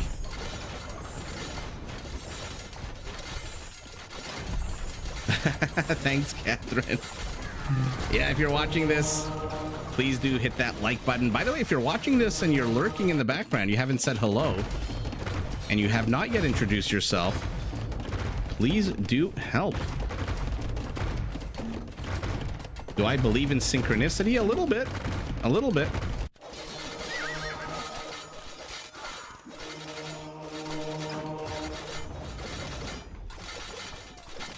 Manual transmissions, hello and welcome. There you go. Sorry, my baby, you don't get the welcome because the baby's asleep. And I really don't want to, when I do my welcome, I really do my welcome, you know? Slam is slamming. The Rams that are slamming slam. He needs to get the Hussar upgrade, and there is the keep. So our Japanese, who got Yasuma about an hour ago, is now going to tower push. Yeah, he is. Oh, sorry, no, he didn't get Yasuma. He got Kataparuto. My bad. Believe me, I would love nothing more than to yell welcome, but I feel like doing so would wake up the kid, and that would result in you guys hearing a very loud thud as my wife hits me over the head with a baseball bat, followed by a smaller thud as my baby hits me in the knees with a baseball bat for waking him up. Aztec champions, do they have Garland Wars? Of course they do. Which means bye-bye villagers in the blink of an eye. You're definitely going to die. Oh, he is doing quite well. Thank you, Shurtang.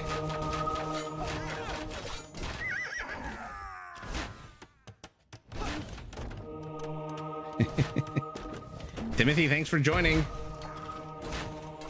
At some point, Timothy, definitely have to Google, or not Google, YouTube, Monty Python, Quest for the Holy Grail, and tell us what you think.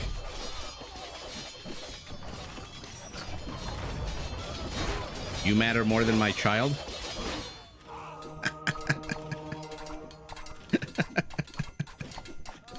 Oh my goodness. Can you imagine you were serious and you got like really offended and then you like unsubscribed? I'm manual transition. I'm assuming you subscribed. Hint, hint. And then you get real pissed off and you unsubscribe and then you start trash talking on like forums like that freaking cat piece of shit, Isaac. How dare he? How dare he not want to wake up his child? Doesn't he know we want to see shoutcasting at 11 p.m. at night? Slam, seriously, sell your wood. You've got 2,800 wood. Sell your wood and get the freaking Hussar upgrade.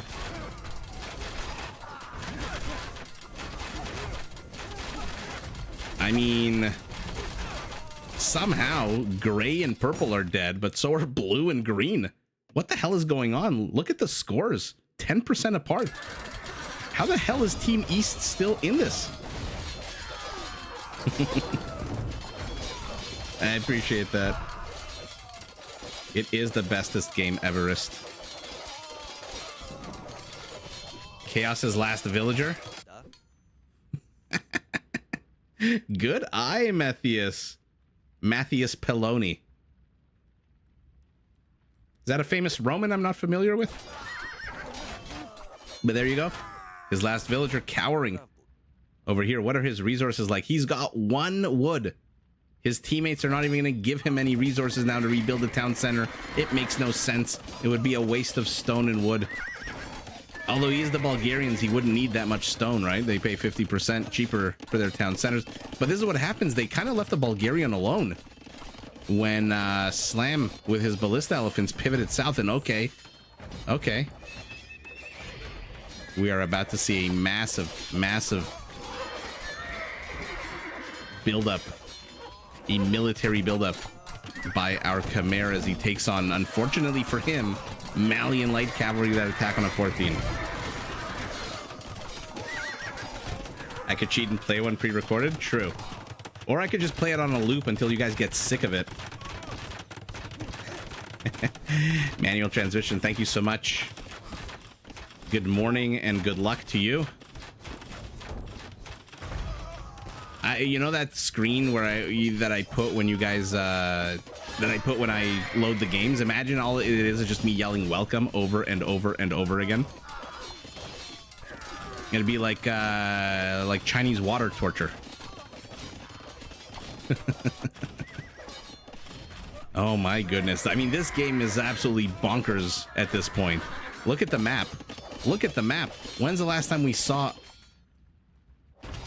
2, 3, 4 bases entirely depopulated? I mean, there's usually some infrastructure. Are you Yasima? Yeah, you're Yasima. Manual, I don't get crashes, but what I do get is a little bit of glitches and freezes in the game, which I don't know why that happens. I honestly don't. Computer's top of the line, graphics card is pretty much good. COE sound mod.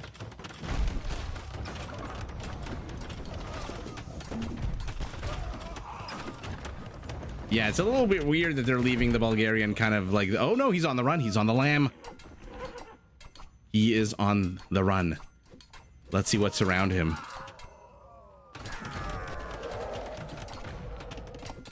Oh, he's heading straight for danger. He's heading straight for Celtic danger. Where's he going? Why did he leave the safety of his Howard Hughes wall-off? Why am I whispering? They can't hear me. They played this game a year ago. And by that, I mean 7 hours ago. And finally, Slam is getting the Hussar upgrade. Oh my goodness. I've been yelling at my computer for him to do that for the longest time. This is literally nerve-inducing. Oh my goodness. Where's he going?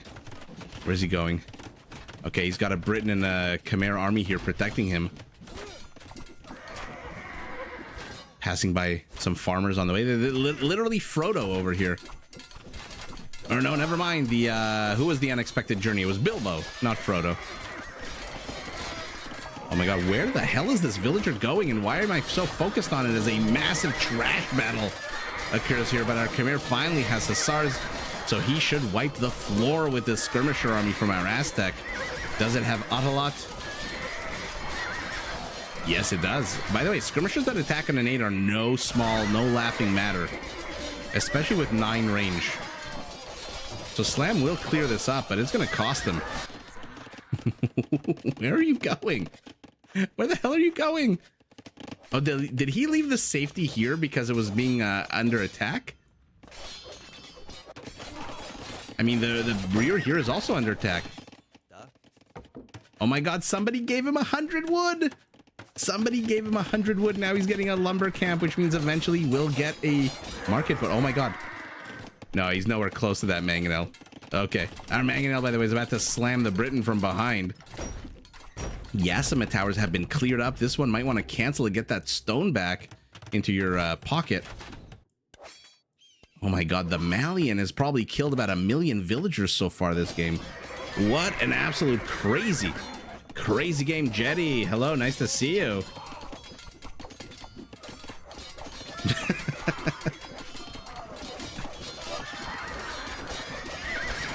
There's always a Roman named. That's funny.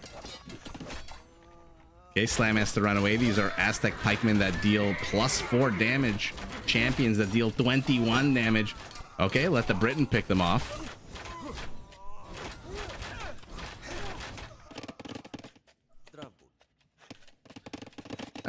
What a weird game. What a weird game. We are firmly in trash mode. Team East, by the way, looks like they're about to take it. They've got double the civilian population, more than double the army count. 700 total population, 760 to 360. And Slam, as good as your Hussars are, now you're facing Malian Farimba Light Cav, backed up by Aztec Autolot skirmishers, and that's what happens when you get 4 versus 3 with our poor Bulgarian getting his wood count up to 61. That is something. Well, that was a pretty weird game. Longbows to halberdiers. Interesting. That just shows you how good of a caster I am. I didn't even notice he built 50 Woad Raiders. We saw that one Woad Raider raiding here. I wish we could see how many civilian kills these units have. Actually, you know what? I'm going to do something weird. I'm going to do something real weird right now. So of all the units on the map, Team West has 87 kills, 10 of them villagers. Forget the fishing ships, we'll call them villagers. On the other hand, these guys have 201 kills, 48 of them villagers. Okay. Yeah, Gray was really about, he was about to turn the tide of the game. Biggest donor was our, holy shit, our Britain. And our biggest recipient was our guy. I mean, look at Modri. Yikes, that's a lot of tribute. Who was the most pernicious killer? We've got Barles the Celt at 867 in second place, 625 our Britain. Okay, well, there you go. Our Britain looked in a bit of trouble about 40 minutes ago when he got pressed into, but he survives. Unfortunately, doesn't thrive, dies. Woo! Everyone, thank you so much for joining at this cast. We saw 4 fun games, some 4 very wonky games. Definitely a lot of shenanigans. Matthias, thank you so much. And everyone, thanks for joining for a Friday night. And like I said, I should be live tomorrow as well with the Rage Forest games that were played today, the Rage Forest 5 tournament games. But if I'm not, then we'll definitely see you at some point during the week for more of those games. And yeah, on your way out, if you haven't done so already, please do hit that like button and help me out with the YouTube algorithm. Like I said, 10,000 subscribers will be the big face reveal, even though, believe me, you'll wish you hadn't seen it. And everyone, Shwetang, Derek, Catherine, thank you so much. Lemmy, thank you. And everyone, fantastic to see you and hang out with you guys for a few hours on this Friday evening.